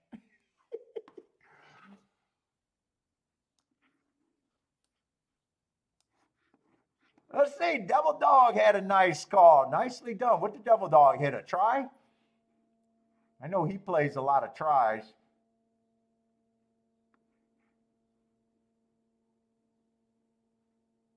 Looks like a try or a superfecta over there at or maybe both over there at the Duck.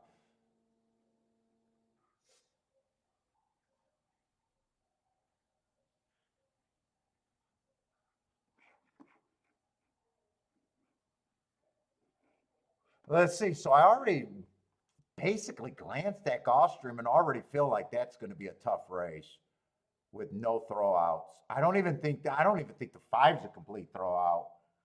I think he should I agree he should be the longest on the board, but I'm not even sure if I think throwout.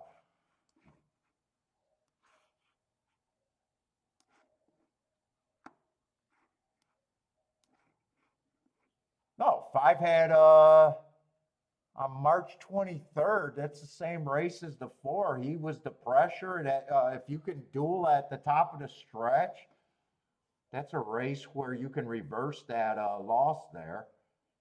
Yeah, I don't even think he's he's a smaller percent, but I even think he's an overlay. I think, you know what? I'm going to do the betting board there because I did most of the work already. I'm going to do my betting board. That's the easiest way.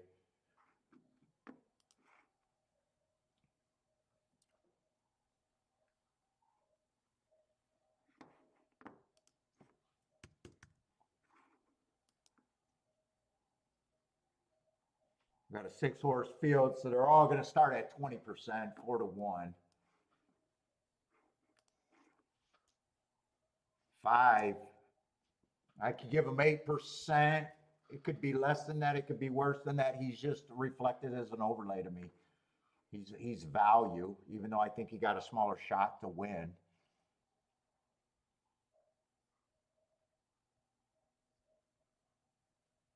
There's a lot of speed here. So I think even though it's not my preferred running style, I think 3 gets the benefit of a lot of speed.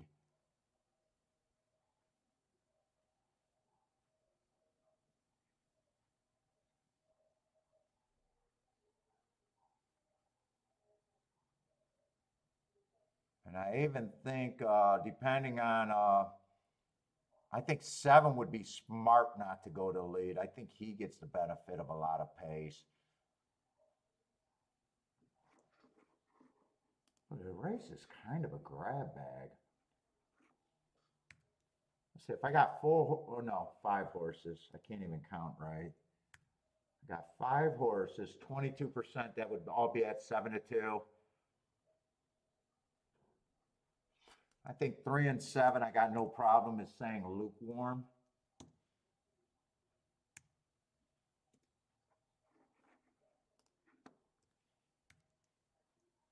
That would leave the rest at 19%. That 19% is probably pretty close. I think it's more right than wrong.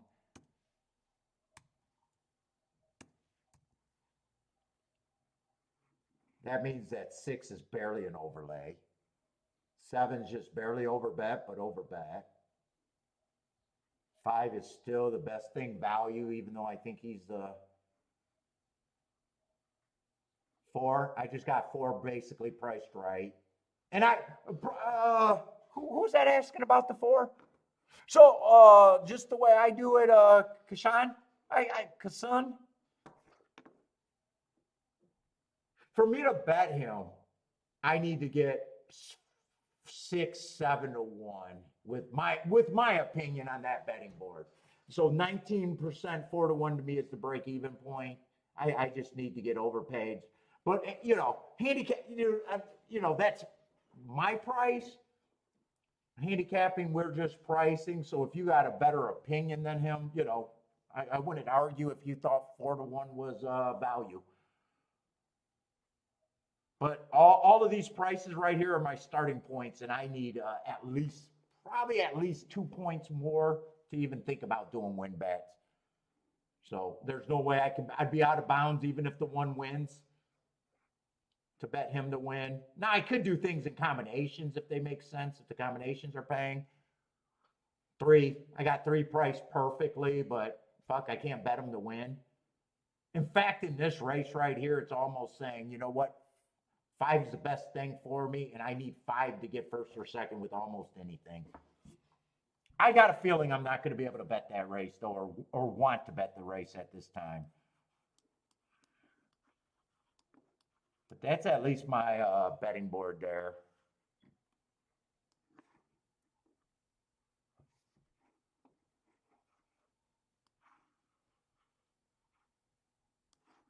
Let's see, Christopher likes the 1 and the 5 at Keeneland. Let's see, I'm going to get over to Keeneland. I just had a bigger head start over there.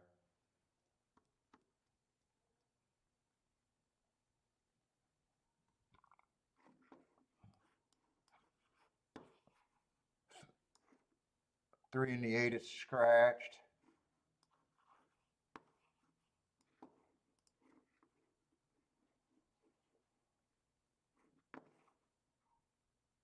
We got an 8-horse field there. Is that the 7? Oh, I'm on the right thing. 8-horse field there with 2 scratches. Probably not going to be able to do a betting line there, though. I'm on short time.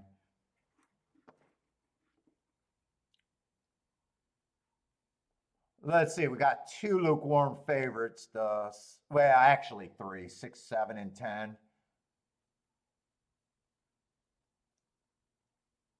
Oh, this is a mile. I was thinking it was a sprint. This is a mile 16. 4, those marks stick out on the 4. I don't like where he's shipping from, but his only race at Turfway Park I thought was good. If I'm right about a stalking closing day.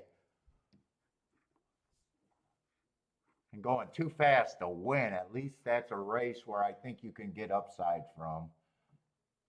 He just catches my eye instantly. He was running in the same race with the 5. If you could get to the 5, you could get to the 4. If you could get to the 5, you could get to the 4.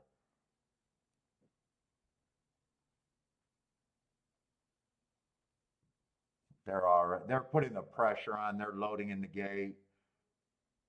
This horse is coming out of that same race, so if you could get to the 7, you can still get to the horse that's a better price in the 4. I'm rooting for the 4 here.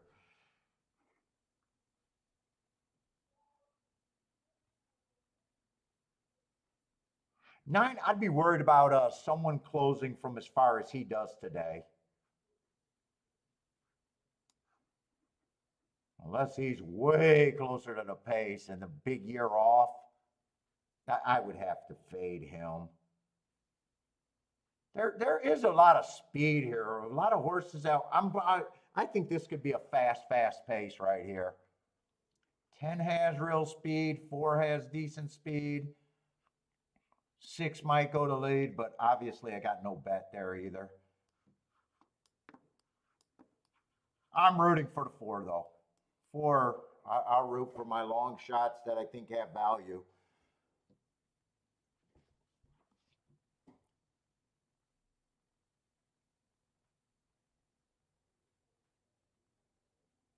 Still think this could be a fast pace. 4 and 10 got the lead. They're out there, but I'm holding off. Well, 23 and 3. I haven't been watching the clock. We'll see if that's a fast pace. I haven't really been watching the paces today. Everyone else is going to have to come from 4 way behind, though. They're at least 5 or 6 behind a 3rd place horse. So I guess if they win this race from the back, this is a collapse race. Oh, he did not get a breather with that 47 at the half, though. 23 and 3. He had to speed it up to keep that lead.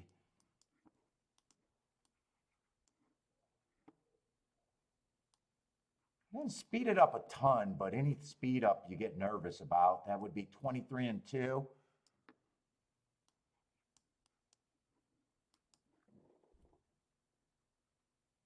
Six is gearing up. It looks like 4 is in slow motion right now, but he still has a nice lead. Everybody's tired, though. 5 is the big threat. That's the horse that I think beat him last time.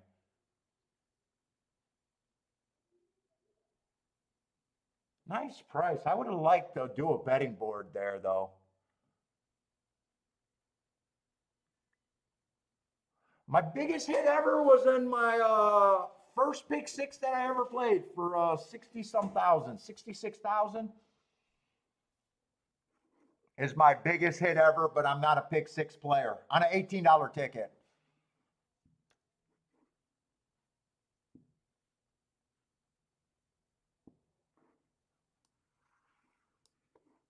Usually when I'm hitting, I'm extracting anywhere from one to more thousands out of it.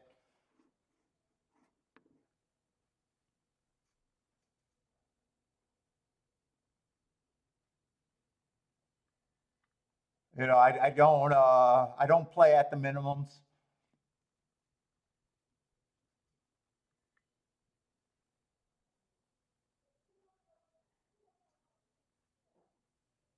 But I usually don't play tickets that can get me more. My banner day, what I call a Rolex day, is basically a 10 grand day or more. I expect to have 5 to 10 of them a year. Nothing special, but I do expect to have 5 or 10 a year.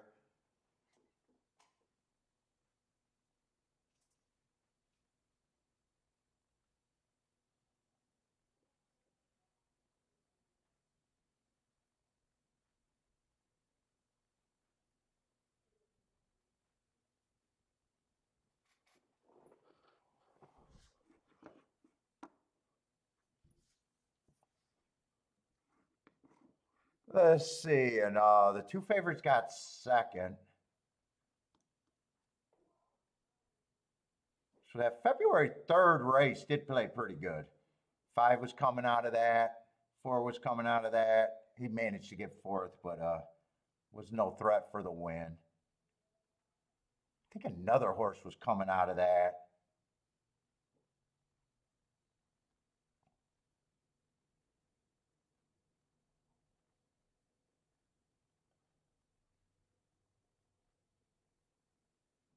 Marco Lou had a 4K day rolling doubles in the Derby. Yeah, Derby's last 3 years been huge for me.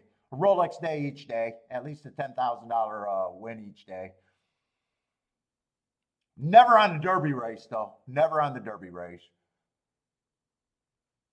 My Derby record is grindstone, and that's it.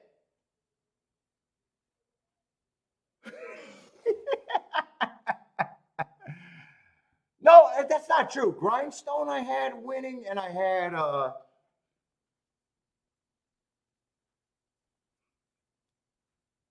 Nyquist.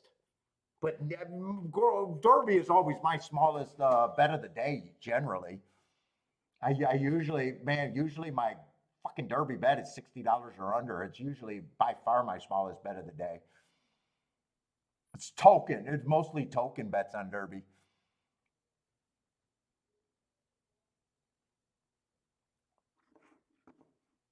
It's just not a serious race. 20 horse. Try to do a betting line on a 20 horse field and tell me what you get to.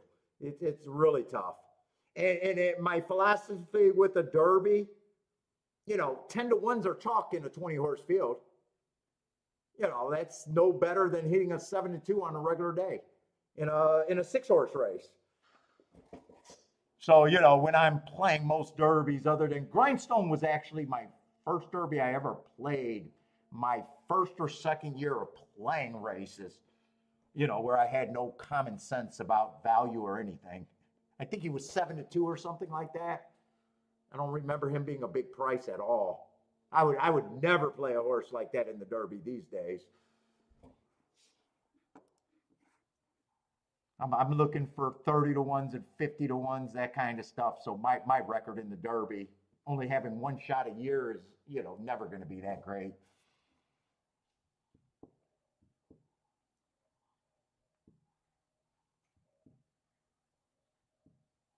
Let's say 4 went up to 5 to 1. 5 to me is still the only real value in this race. Perceived value. Did I have the 6 at? I think 6 is actually an overlay too. Yeah, I'm rooting for the 5 and 6. They're the only two that are decent overlays. But I'm not betting this race. Yeah, Marco. I seen that Tommy made the same joke I do. 8 to 1 is basically a favorite in the Derby. Basically the same thing. It's like, why do you fuck it? He doesn't want 8 to 1s. He wants 8 to 1s in a 6 horse field, a 7 horse field.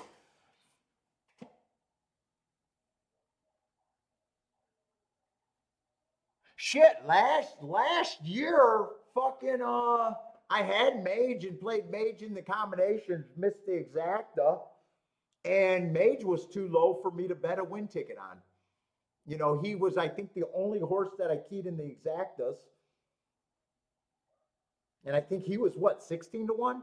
And I was like, that's too low for me in the Derby.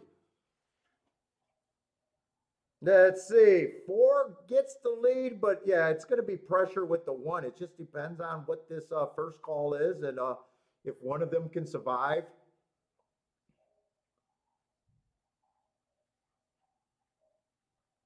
The other horses didn't break, and it doesn't look like 1 is given that much pressure. So right now, 4's 20 and 4 though. He is flying. He is cooking. Look at that saddle cloth. Do they just got that on sloppy, or it looks like he got a cape on? Right now, 4 is becoming the favorite on the betting line. Once that speed duel didn't really develop, now I got no problem with the 4.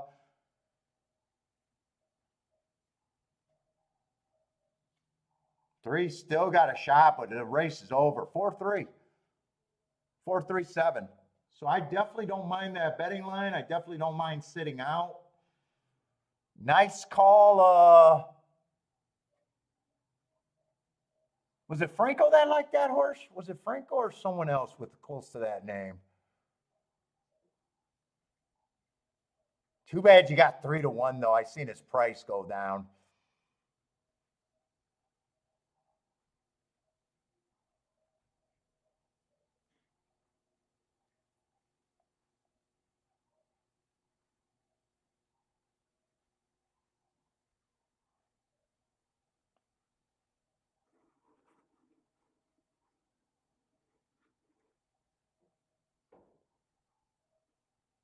I also won some tournaments. Those were, I think one of them was $7,000. I think I only got 5,000 for coming in 18th in the NHC.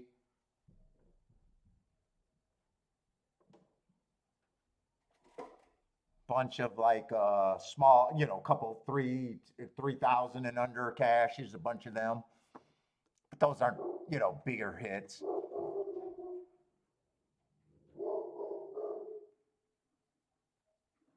Went with the 4 in the super. Was it okay that like the 4? I'm trying to see who was asking about the 4. Nice call, whoever. Oh, it was Kashan or Kassan. Hopefully he stuck with it and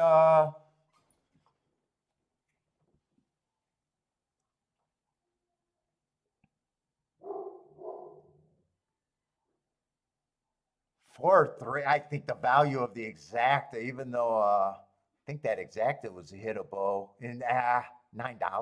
Oh wow. How does that combine for $9? Am I in the right race?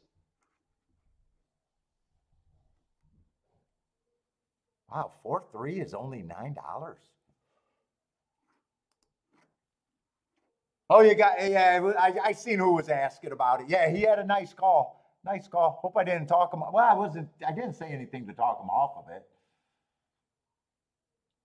Now, by the way, when you're doing odds, I know fucking, when you're doing a betting line, that's before the race. It's just like flopping, right? Everybody gets their 2 cards in poker. You got the perceived odds, right? You got, your starting hands odds. As soon as the river comes, your odds change. Your hand gets better or worse. It's just like this, right? As soon as the 1 does not go to lead, as soon as the 1 goes away quickly. So same with the 6 not getting the lead and the 5 not getting the lead. All of a sudden, 4 on the lead. Now, if during the race, all of a sudden this 19% is going up, while the 1s is going down. It's the same thing, but I got to write them down before the race. A horse misses a break. Let's just say you had a horse at 19%, right? He misses a break. Well, he's not 19% anymore. He might be 1%, 0%.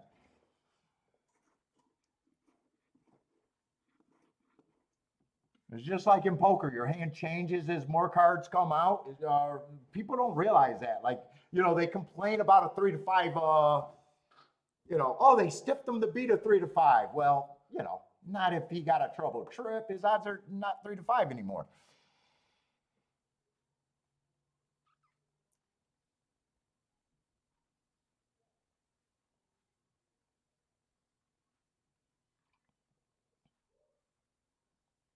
Forget that nice easy lead, and he goes from 5 to 1 and 3 to 1. Although it wasn't an easy lead because he was cooking. He was cooking. He was running against the clock there. He didn't get pressure from other horses, but he got pressure from the clock.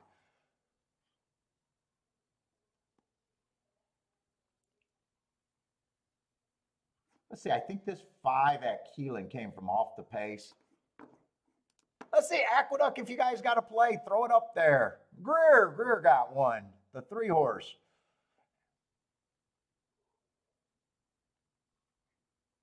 Christopher likes the 2 with the 261. Looks like 2 is his key, though. Nice price, 10 to 1. Oh, his Exacta got some nice upside, too.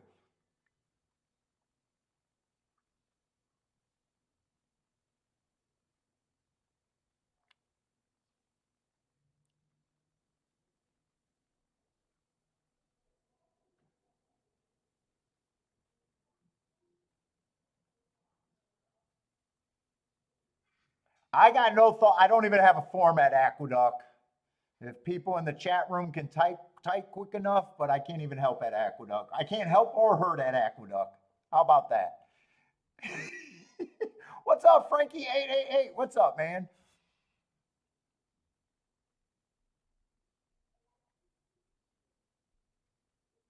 Yeah, and how has Gulfstream? I think I did very little action at Gulfstream today. I'm not avoiding Gulfstream. It's just, fuck, if I can't find plays that I like. Dude, I think the only race I played might have been 2 races today. One of them I was king off of 2 giant long shots, and another long shot won the race. Yeah, I got no bets on everything at Gulfstream today. And then I played I only played 2 races at Gulfstream, and I think I only played 1 race at Keeneland. So I think I'm just 1 for 3 today with 123 to 1 exacta.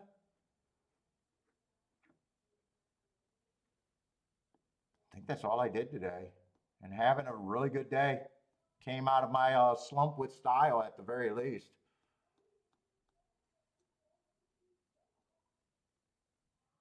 Yeah, not the funnest, but after a rough week after my vacation, fuck, I don't mind.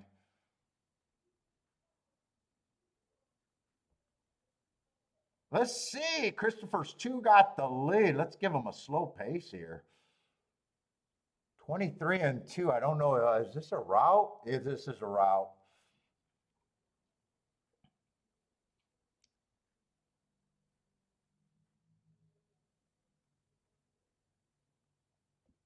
I know he got the 2. Let's see. 261 is a.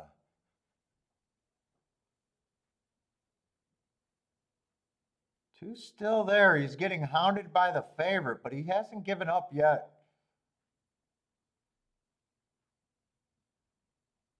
He's going to have to respond here, though.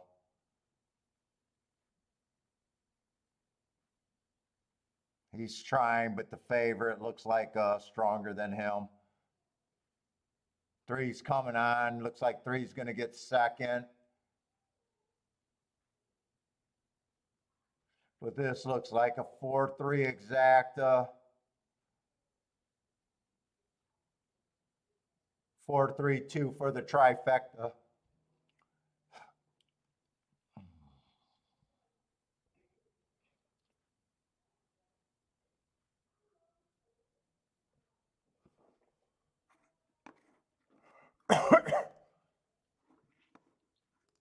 Frankie's booming.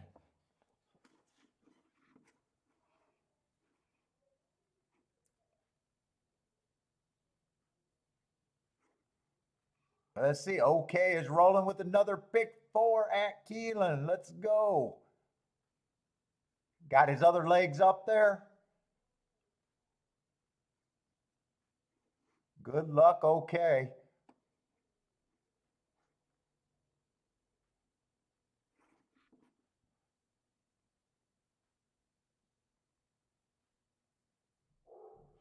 Let's see, we're getting late in the day, aren't we?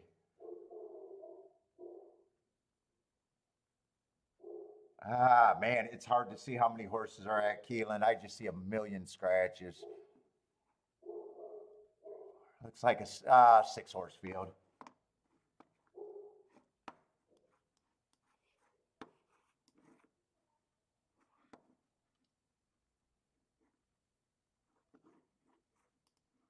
Yep, ended up being a good bet. Oh, nice call, nice call. Like I said, man, as soon as that break and he got the lead and the 1 and the 5 didn't give any resistance,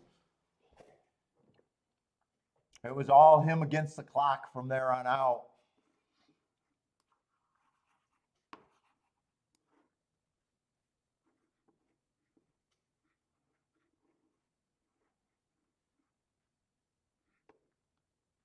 Nice call, though.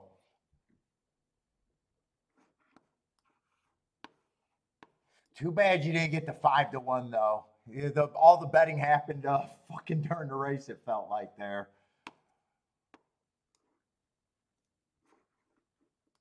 I'm just joking, Gulfstream. Just joking. I know you don't let your owner's ADW bet during the race. I know you don't.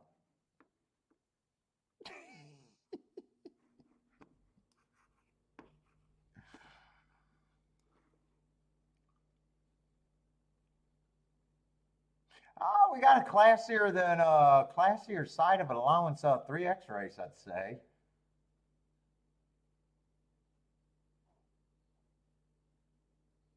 I got 6 horses. Let's see, 1, 2, 3, 4, 5, 6. I'm looking at this betting board, and the betting board is pretty damn ugly. We got 2 big favorites below 2-1. We got a 7-2 third choice. So really, unless I can get to the 3, the 6, or the 7, there's nothing for me in this race. I know that just by looking at the fucking odds. Any order of if you're exacta player, any order of 4, 12, 11 just combined for what I would consider a crappy ticket where you're going to have to wait in line to cash.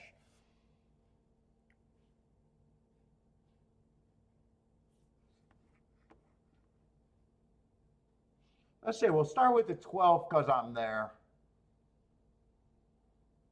Let's say he's been running mostly marathons, and I just don't have mile and a half, mile and 3/8 in my profile time wise. I still believe that I still think the track was playing a certain way. 4 races ago, or 3 races ago, I got him on a bad rail. He wasn't on the bad rail that day. Got in position in a grade 1 race, just not good enough. No shame in not being good enough in a grade 1. And last race on a stalking closing day, had the right running style, came flying, but not good enough. In a grade 2, probably no shame in losing a grade 2 race. My big problem is just 3-2. 3-2, I'm not interested one way or another.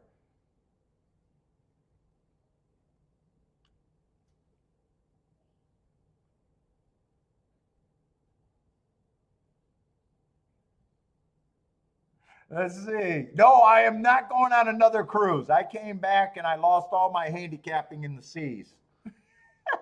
So no, 30% discount on for Norwegian is not worth it for me. Did I have fun on the cruise? Yes, but I was ready to go back, get home after 5 days. I was done after 5 days.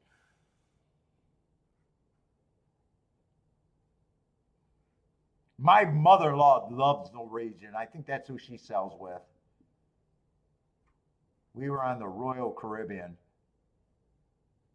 Wow, well, how, oh no, I'm looking at the wrong horse. The 11 earned hearts. Hearts are my best marks. 4 races ago, he went too fast to win. Earned those hearts. Came back and won within 3. No problem with that. And then he earned hearts again. You can always take a step forward off of hearts. Am I interested in 3-1? No. The only thing I can control as a ticket is pricing. Well, barely. But I already know that the start of the 12 and 11 is just not good for me as a bettor. Let's see, it's 7 value, though. 7 got heart. I'm worried about his class level, though. I don't mind his marks, and he's in good form, and cheap horses with speed and in good form are always dangerous.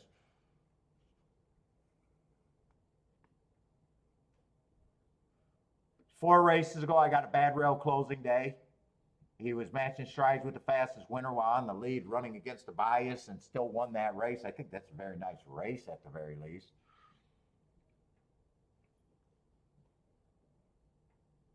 Three races go on another closing day. He did get caught going too fast to win, but you always get caught going too fast to win. 2 races ago, I think he had the outside on a day that I thought the inside was good, and he was still going too fast to win. Dude, if speed's holding a little bit, this horse might have a little upside.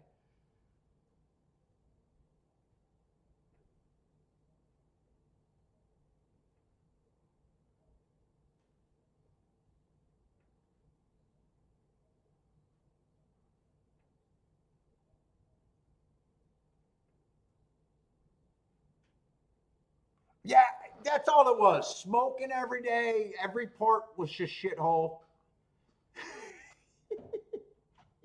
I did not like stopping at ports. I was just pissed that my smoking session was at the kiddie pool. And it was an afterthought on my ship, but that's not every ship. And I don't know if you're a smoker, but yeah, the food was excellent. It's just relaxing. It's too much relaxing for me. You know, they had a casino. I don't play casino.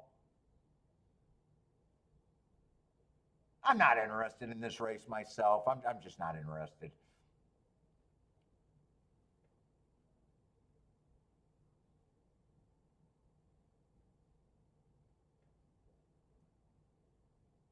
Food was unlimited, but you know, I did not want to gain the weight back when I got there, so I was still being I ate a bit. I think I officially gained 3 or 4 pounds back. And I already lost that back since I've been back. I don't think Norwegian, I think, is an older clientele, is what the mother-in-law says. I don't know if it's a single. I think it's just more adults, where Royal Caribbean was a lot of families.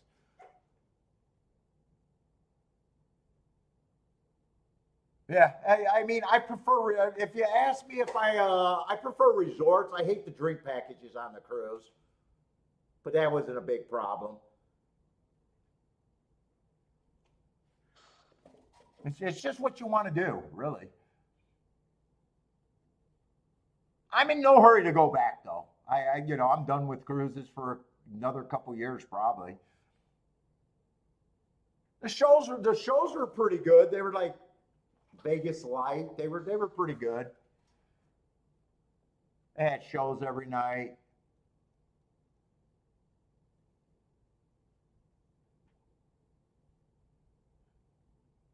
Yeah, OJ died today. I did see that earlier today. Yeah, Royal Caribbean isn't bad. It's better than from what they say. It's better than from Carnival. Carnival's the party boat, I guess. Oh, Marco Lou, you were the princess. I couldn't resist. Marco Lou was a princess. That's nice. About the pools on a cruise is underwhelming. There was too many kids, and on an adult cruise, it's like the hardcore partiers get the cruise boat. The pools on a cruise is just 3 feet, get wet. I'd rather go to a resort, be in their giant pool where you got room. There's, space is a premium. So, people are just standing next to each other and it's just a bunch of sardines. We're in a, nice resort pool. You got the ocean to swim in if you're a swimmer. The pools get to be 5, 6 deep where you can at least swim a little bit. They treated you like the princess. I didn't even make it to the hot tubs because there was too many kids in the hot tubs. I'm not a perv. But you could get an adult cruise without kids. That'd be nice.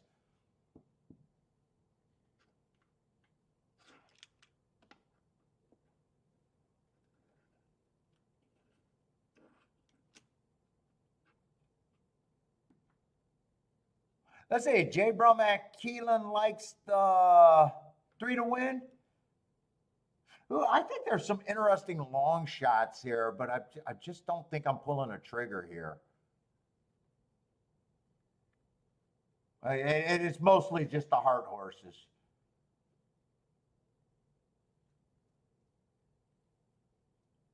I'm probably just rooting for my best marks. That would be the 7.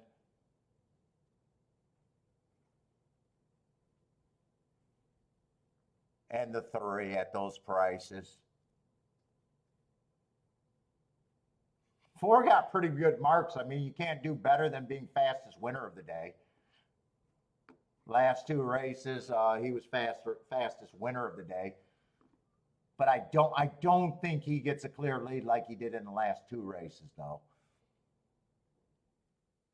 The steakhouse was really good. Dude, that's basically, I had filet. I think I had filet 5 of the 7 nights. I ate Kiki's lasagna. That was the biggest. There's the lasagna and spaghetti was great. I wish I had more of that. Oh, they had lobster tail night. I ended up with 3 or 4 lobster tails.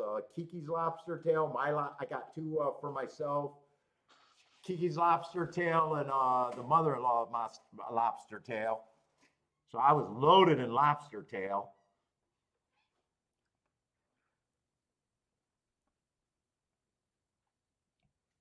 Oh, you got the specialty restaurant. We didn't pay for any of the upscale dining. I heard their steakhouse was awesome. From the couple that one of the couples, the kids went to the. We were there with 30 people, but most of them we didn't even see. We were with a core of 8 people. The rest of the people were some 30-year-olds, I guess, and we were too old for them, and their kids. So I didn't really get we didn't really get to see much of them, which was fine.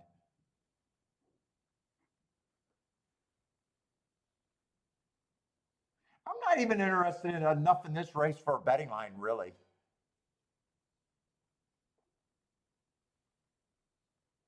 Yeah, and then they had a whole bunch, like 7 different bars. All of them had drink themes, specialty drinks.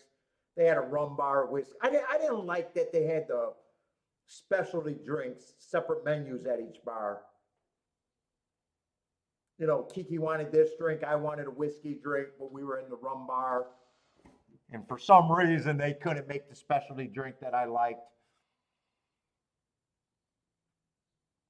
Yeah, the buffet, our buffet was actually good, but we mostly just ate in the regular dining room.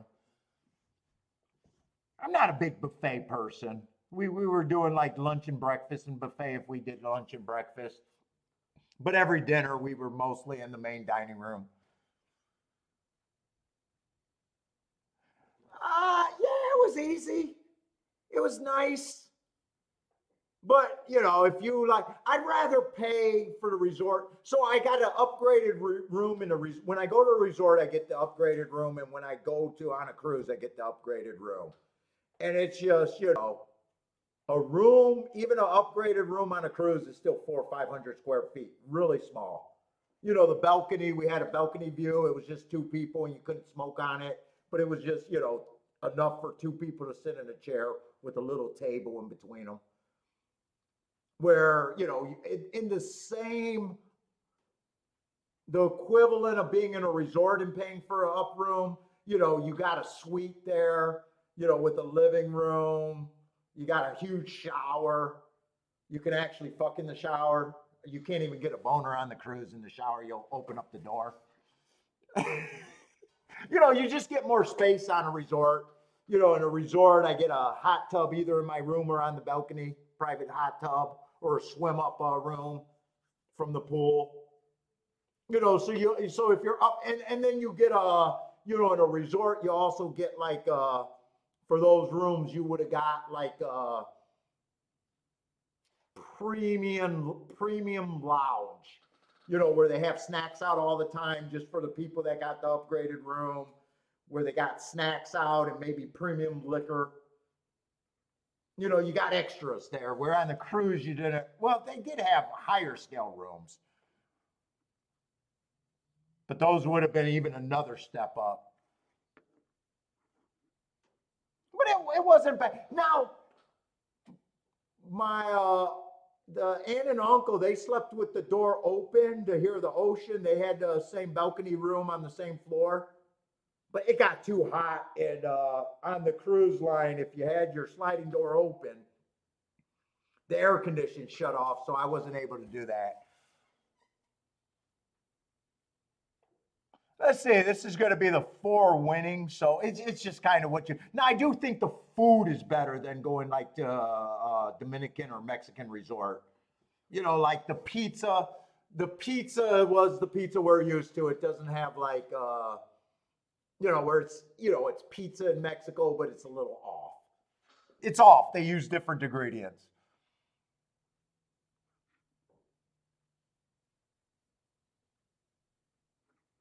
The food was the food's higher quality, I guess, on a cruise.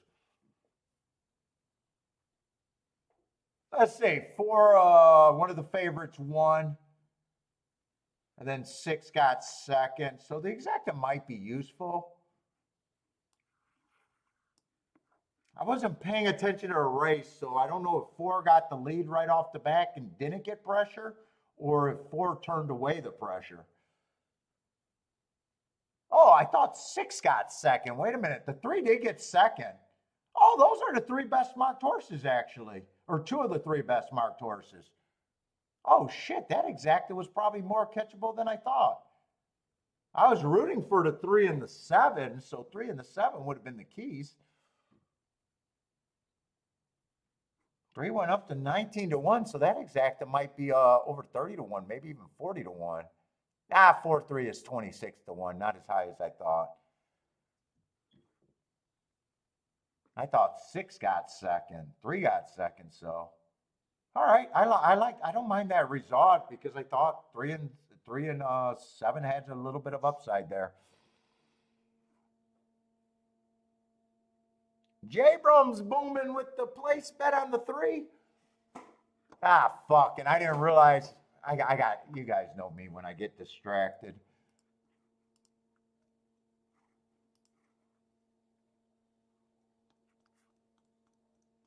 Eighth race at Gulfstream. I was going to go to the bathroom, but I want to see if I got a reason to play this race.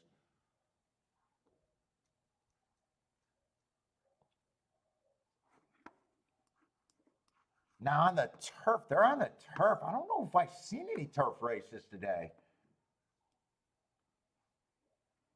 Problem is, four got really good marks, and he's actually an off the pace horse that was going too fast to win. Four's dropped. There's no way Four's just going to be over bet, but there's no way I don't think that he's a player.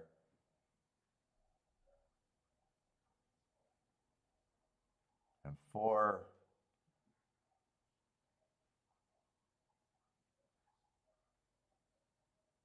We got a few hard horses, but four is still.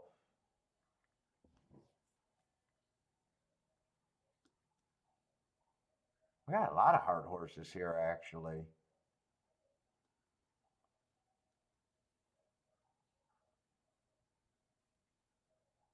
Eight looks cheap, but he might have a running style that helps, but he still looks way too cheap for this. Boy, with all these hard horses in the race, I think the pace is going to be on the faster side. Nine can still rate though. 9 doesn't have to get in a speed duel.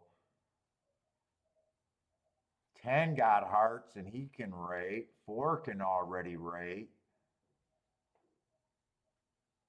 6 got hearts and he can rate.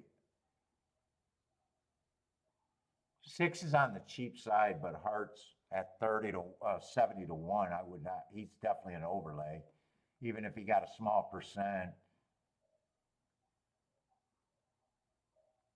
Really, the only 2 heart horses that need the lead, I think, are the 1 and the 2. Yeah, I'm not going to have. Oh, that's the last race of the day. Well, okay. I'm not going to be able to work out anything there though.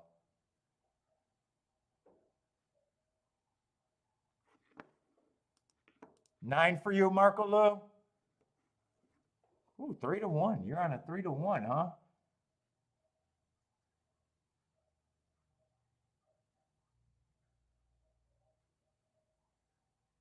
One and 2 are going to lead. I think all the stalkers are going to be in pretty good position here.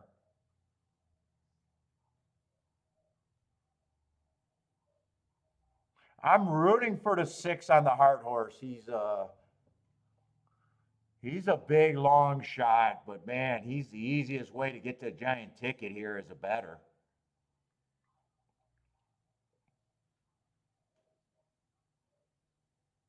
$23-1 looks like I'm predicting the 2 front runners come back to this.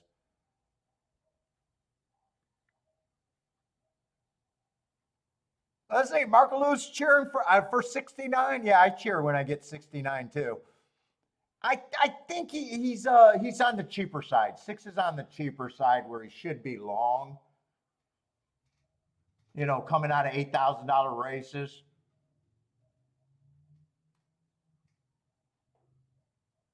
He's already getting in trouble, and he looks like he had some horse.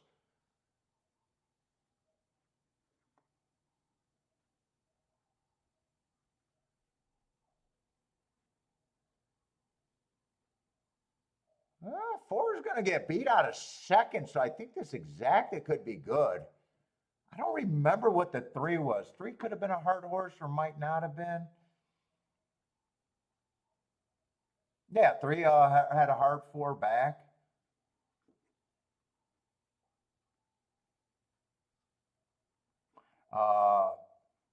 And dropped last race to this level, so he's off a recent drop too. 3 does make sense there.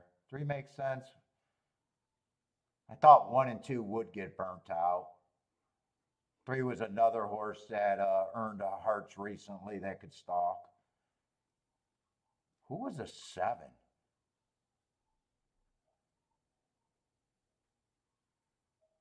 Seven was just a horse running at this level, ran against the speed favoring by. That's a race where I would have needed some time with.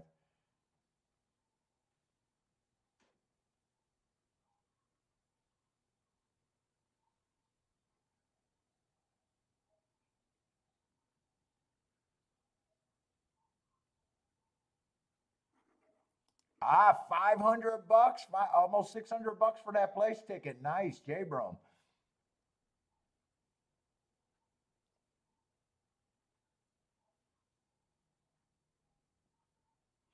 4 I thought should have been a favorite, but he would have been a lukewarm favorite. We would have been overbet at 9 to 5, but yeah, I think it would have been hard to have him as an overlay.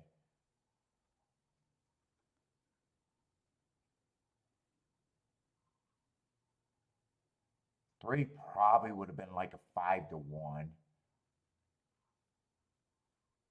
1 and 2, I kind of thought that they got burnt out. They would have had to be lower, so 1 would have been definitely on the uninteresting side.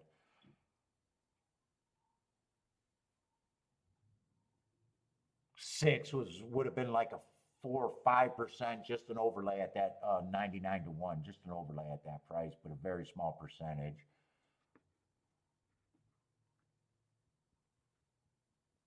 7 would have been in the middle of the pack, anywhere from 5 to 1 to 10 to 1. I don't think it'd be any worse than 10 to 1 though, making him a bit of an overlay.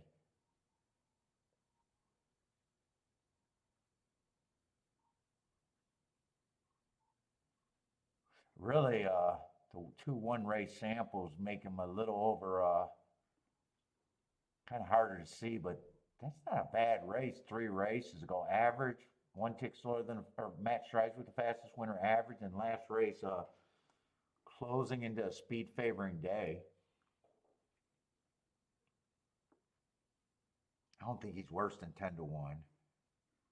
8 would have been like the 6, a 5 to 1 or 4 to 1.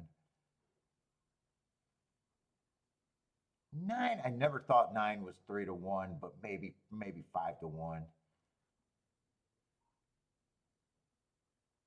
10, I don't think I would have had at 20. 10 would have probably been an overlay too. Maybe 10 or 8%, something like that.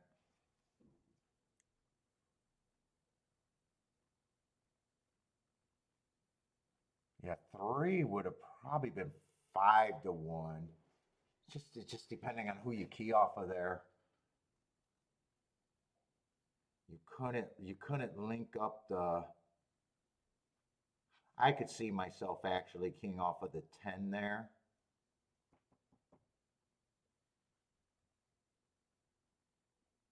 6 I knew was a big reach. I think 6 or 7, but I would have known 6 would have been a way bigger reach. If you get the right key, I could see you hitting that.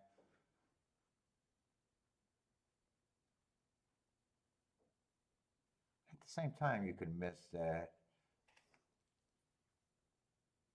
Exacta paid about 50 to, yeah, and the Exacta should have been worth it.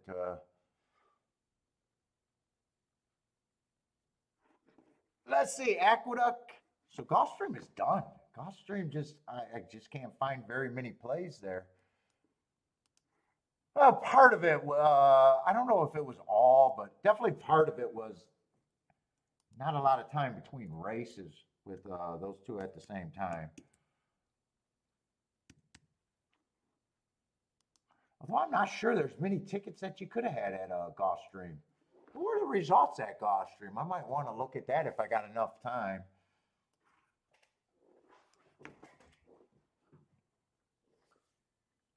I'm not sure there was any. The last race was not a bad result. It just matters if you got it. Has Gulfstream been a complete chalk fest today? I honestly don't know.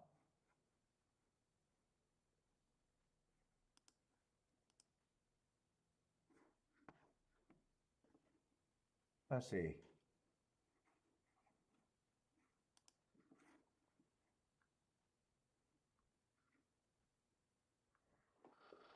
Race 1 was a 26 to 1 exacta, but there's no way I could press that, and that was outside on the dirt.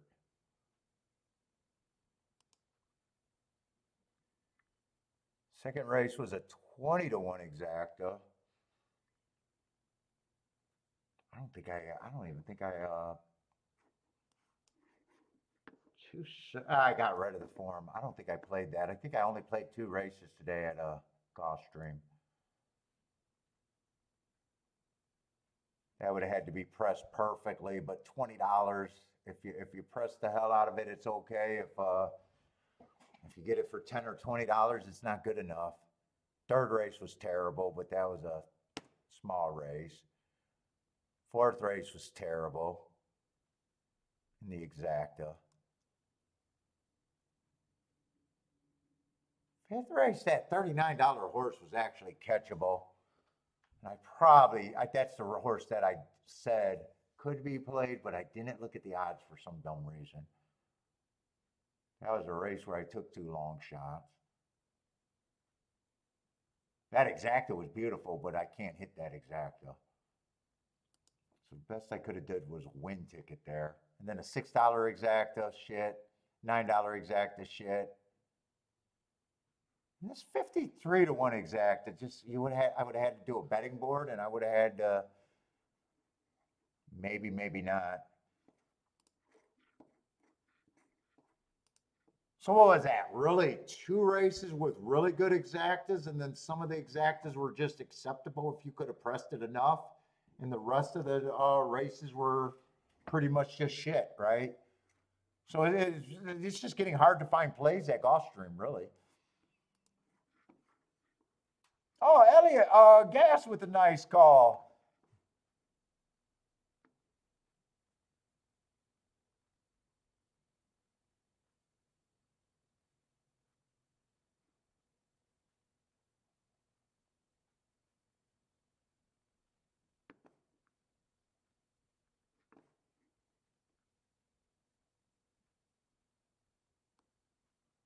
Oh, a tuna boat is nothing like a cruise. Tuna boat, I imagine you'd feel every wave of a tuna boat.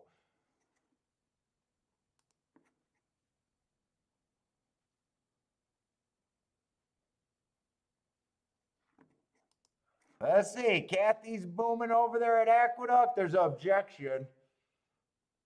Decent price, 6 to 1's definitely not bad over the second choice, it looks like.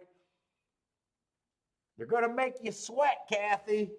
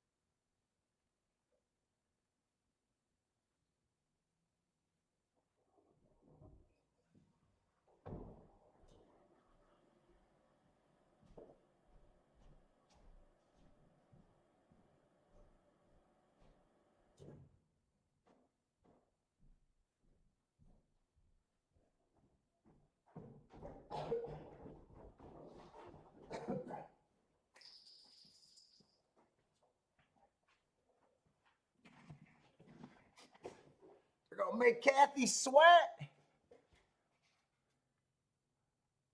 4 is forcing a carryover. Does that make them want to leave them up?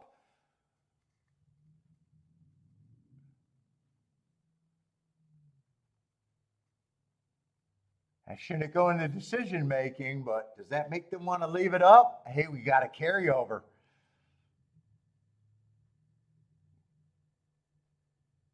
Oh, that's a big bump. It was that horse coming out while the 4 was coming in is the big question there.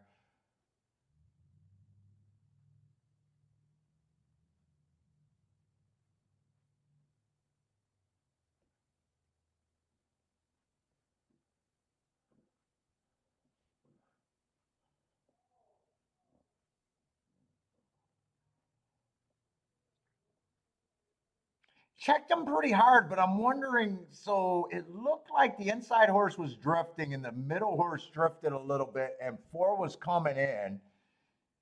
You can't really predict. 4 can't really predict that was close. I think I would leave that up. I think 6 was always going to get worse than third or third. 6 in a lose position if that was a 6 that still got third.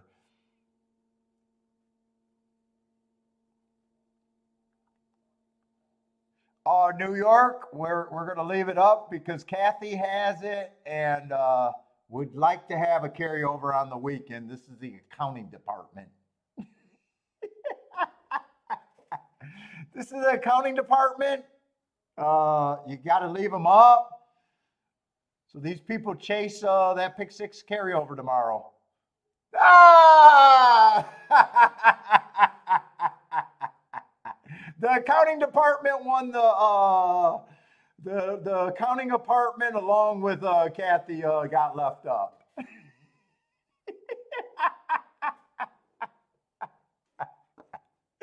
Is that being too cynical right there?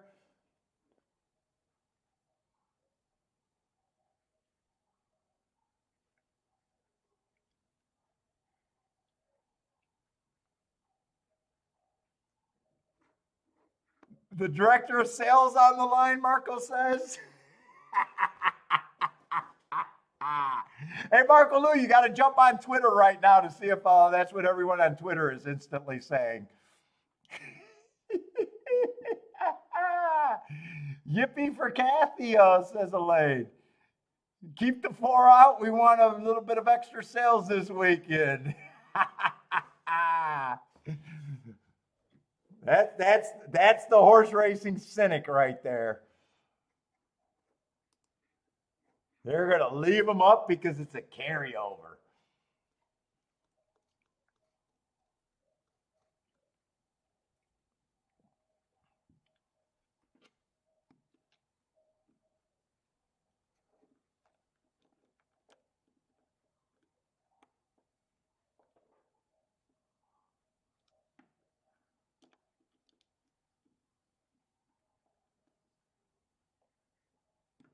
Let's see. J-Brum loves the 7-horse at Keeneland. Let's see. I got to look at Keeneland. I think this is the last race of the day. And then I am done. Only made only played 3 races today, so I am happy.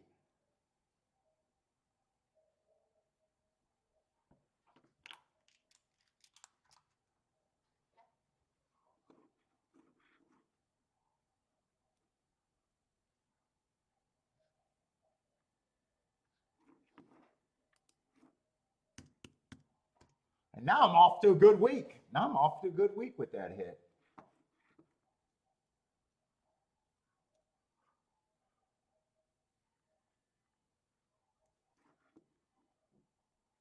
What is it, a 10-horse race?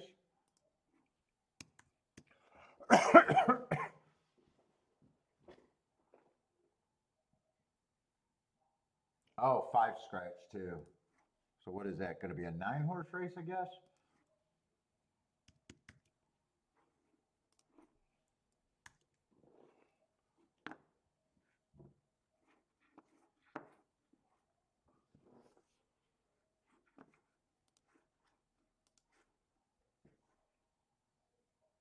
Let's see, and we already know.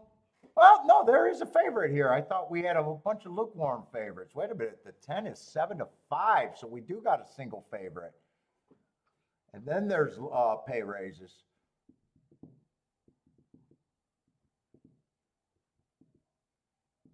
And I do like trying to beat one horse more than a whole bunch of lukewarm favorites. See, I got to see a name. I just want to make sure I'm in the right race. Oh, Marco Sunset. They scratched Marco Sunset.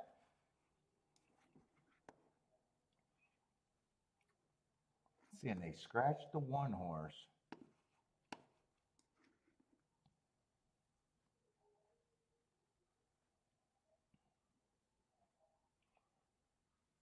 Let's see, I got to start with the 10 though. 10. Stalker at best, but Stalker closer profile I'm looking at. 3 races ago, I got a stalking closing day, just average before getting tired. At a bit higher level, to be fair. Comes back, probably a bigger, little stakes race, probably a higher level. Dropping in class, got going for him.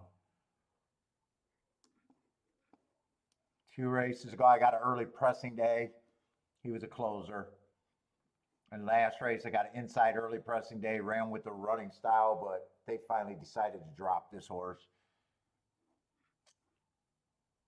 Lane can afford a hot dog at a Aqueduct now.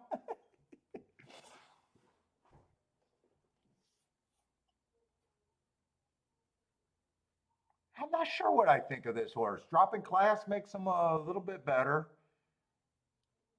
Lack of speed's concerning. We've seen a couple races where they did come off the pace today. Speed's been good, but there was at least 2 races where they came off the pace today.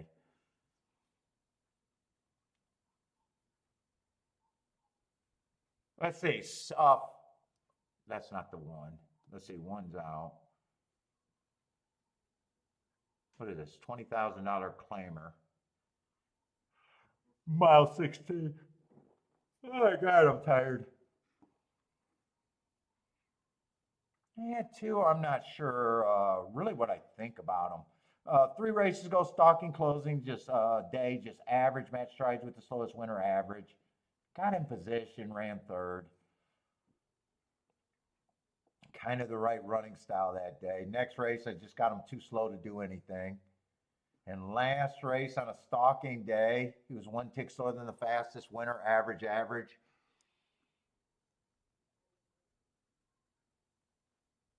Three's a sprinter stretching out. Probably a shot for the lead here. He won at the basement, though. I think that's the basement at Turfway. Before he won, I thought he ran on a bad rail 4 races ago. That would have been a nice race on a bad rail. Then I got him on a stalking closing day trying to go wire to wire. So I do like his progression. It's just, man, I just have no idea about I'll have to see if there's other speed. He's a 30 to 1. Might be a flyer at the best.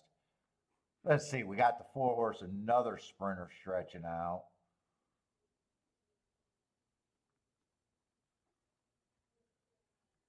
Yeah, I'm not sure what I think of them two.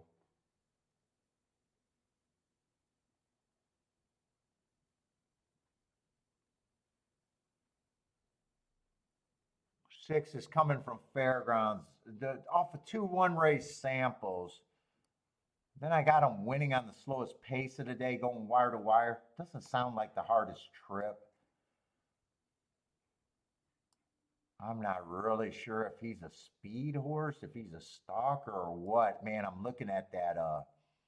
Not only do I got that being the slowest race of the day, just 52.77.2 at the 6 furlong mark just sounds insanely and slow.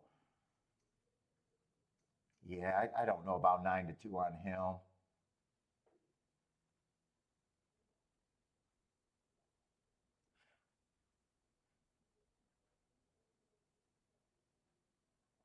I don't mind this horse's win, even though I think it might have been bias aided. In the next race, he ran against the bias, but he was going too fast to win this 7-horse.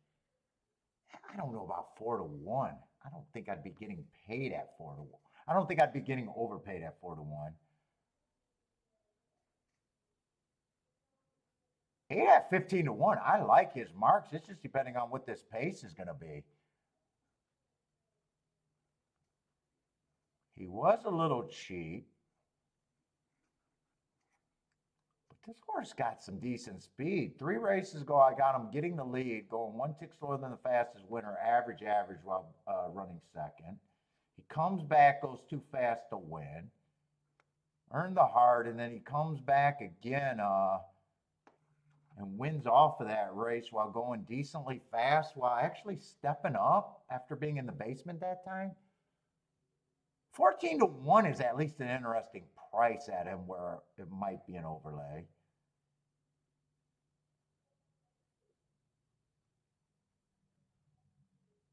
Now, if the pace comes off, if they come off the pace, 9 is a player.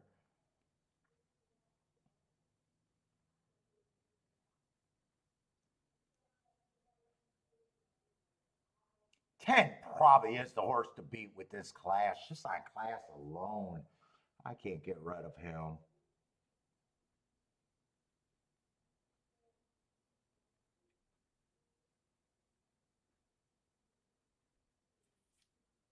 And 11 at 29 to 1.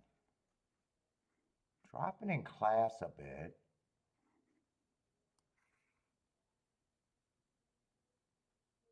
Huh. Although this is, man, I've never seen a race at Turfway Park that was ever going that freaking slow. 27:51. Holy shit! Man, that race looks like such an oddity from everything I know at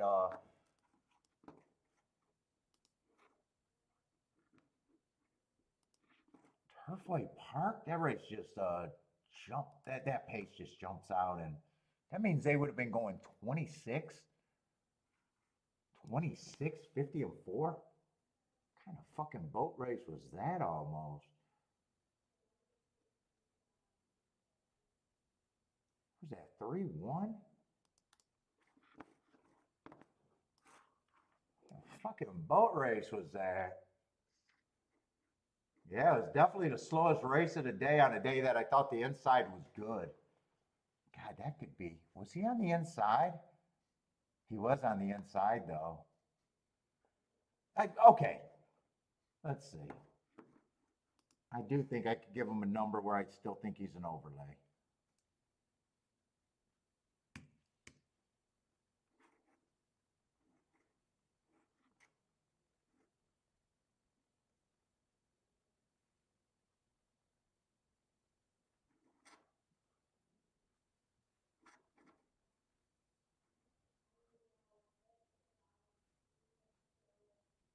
Six. I just don't trust the six.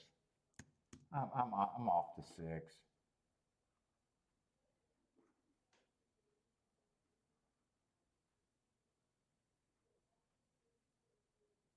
Four and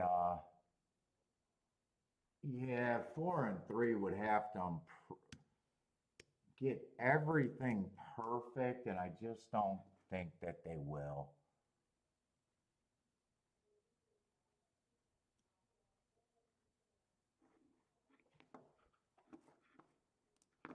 I think I want a little exacta here.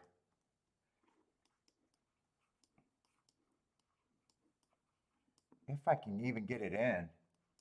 That's 2-8-11. I might even want the 2-8-11 if the best thing could happen.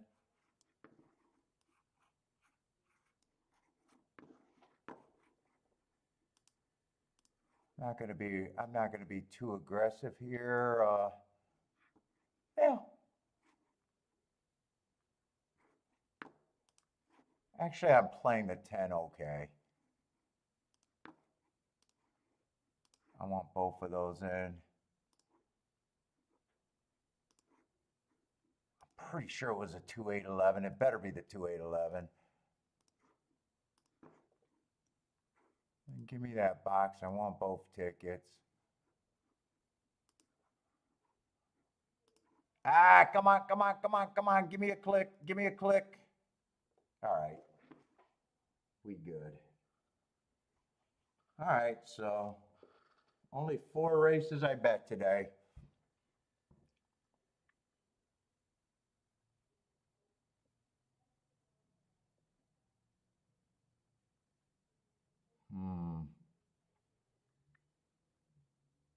Ah, 6 is actually close to the pace. 8 is farther back. 10 is going to be real back. I need this to be a fast pace, and it does not look fast. Well, 23-1 is actually okay. Keep this 8 interested, but fuck, I need the 10 or someone from the back to get into this if I'm going to have a shot. He got first run between these horses. Let's see. I need 8 with either 2-11 or 10. Yeah, that does not feel really good. 10 is just so far back.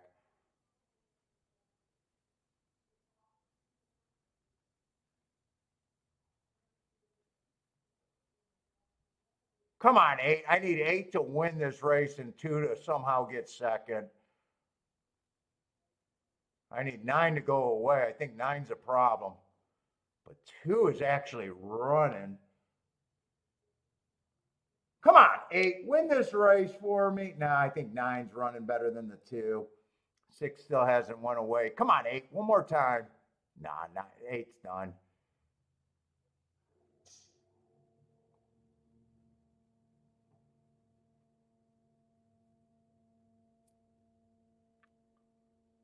Oh, it's going to be a nice exacta, but I don't have the 9. 9's wearing the wrong saddle cloth. They got the saddle cloths mixed up. Oh, 9's not bad either.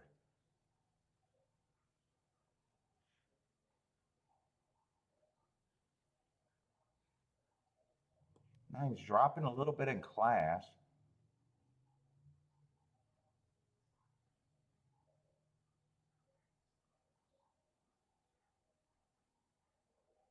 Yeah, that's going to be a nice exact. I wish I could have got that one.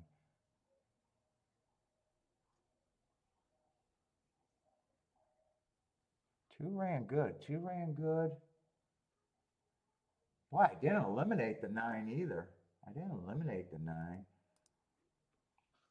How many horses did I have? I wonder what these would have ended up at. 1, 2, 3, 4, 5.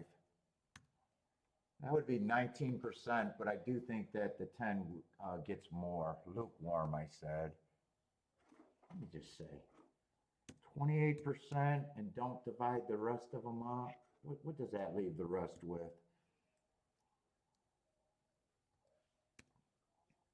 Well, 16%. That makes a lot of that overlay. I wish I could have finished this. I wish I could have finished this.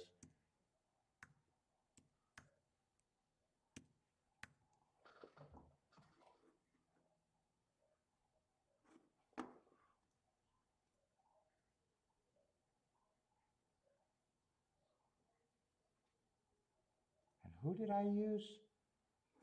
2, 8, 11, and the 6. So I would have had to find a way to key off of the 2.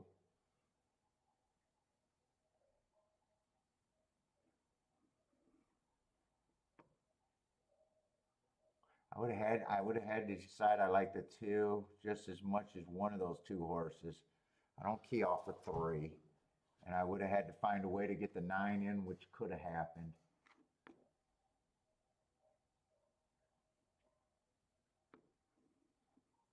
Ice cold?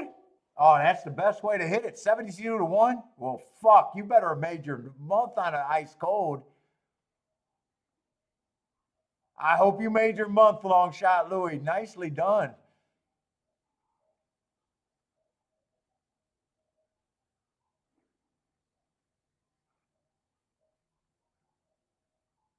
It's your fault. It's my fault you won? Dude, I'm just hoping that you hit it enough. I'm hoping you hit it for more than $10 on an ice cold. I'm hoping you hit it for more than $20 on an ice cold, for Christ's sake.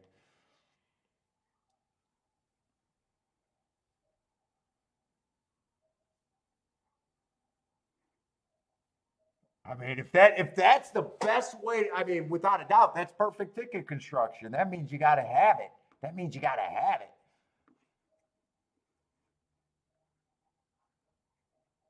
Beautiful, though.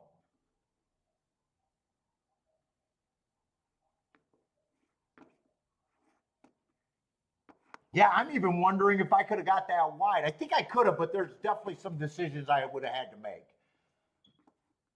I would have only been able to key off of 2 of these horses. I would have had to decide to bet more money.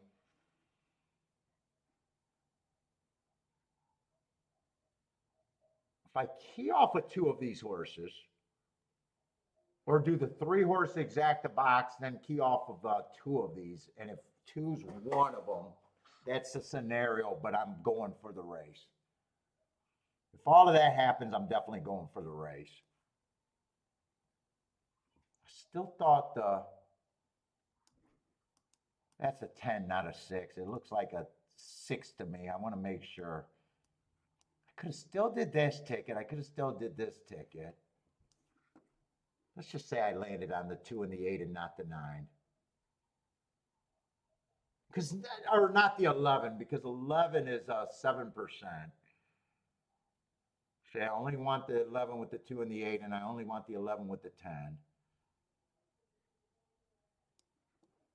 Could I have still had a score?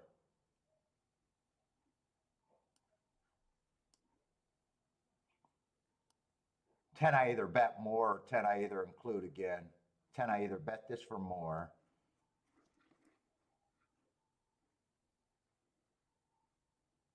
But really, that's all that's there, right? I couldn't make a story to do anything else.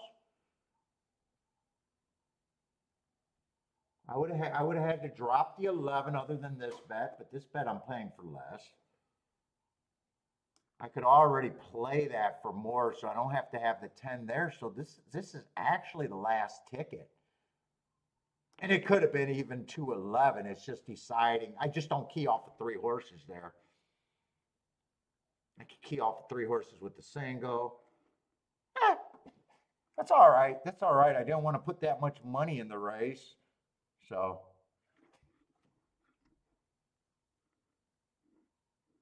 Now I'm done.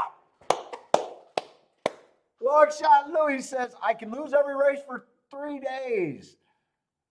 Yes, between this race and I just, it's just like this. I've been playing Keeneland softer.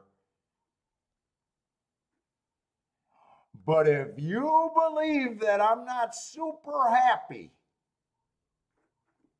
with this ticket, you know what I'm saying? Which ticket there that you think I played the most for? you know what I'm saying? Like, fucking even I know it when I'm playing soft. But yeah, you should know which. If you got a single combination and it pays $77, God, I hope you're making at least a few weeks to a month. Beautiful long shot, Louis.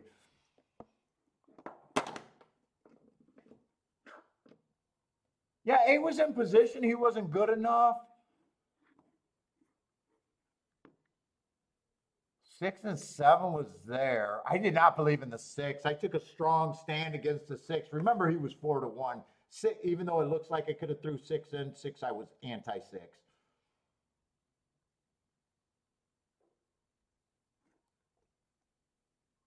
There's and just that handicapping. I know some days I hit that ticket, and some days I pass that race, and some days I do this ticket and lose. It's just depending on if I'm making it the focus and if I really going after. I think I could have hit that if I really went after it. Marco Lou's still living off his 4K hit a year. Nicely done, man. Playing around with that same money.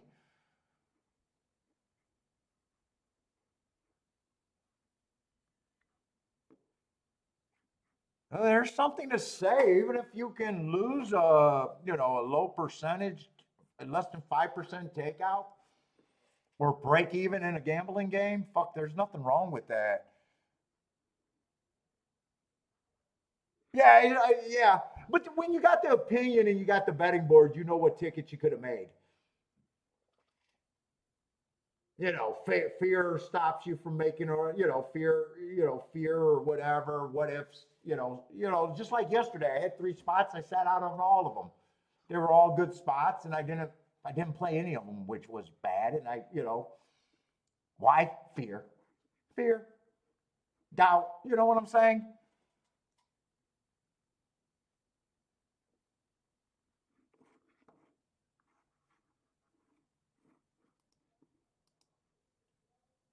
All right, but I'm really happy with today. Obviously, I'm back. I'm back. Only played 4 races today, but 132-1 exacta can do that for you.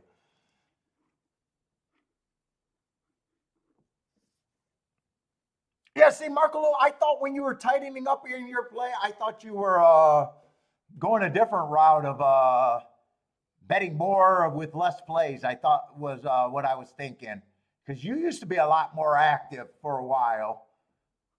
Then you started getting really skinny. And when you got really skinny, I thought, oh, wow, he's probably hammering those opinions.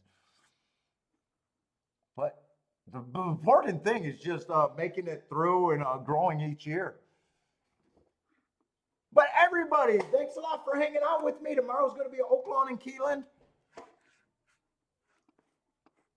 Hopefully we can keep this week going. But good luck if you guys are playing tonight. Hope to see everyone tomorrow, and stay safe out there. Nice hit, long shot, Louis, though.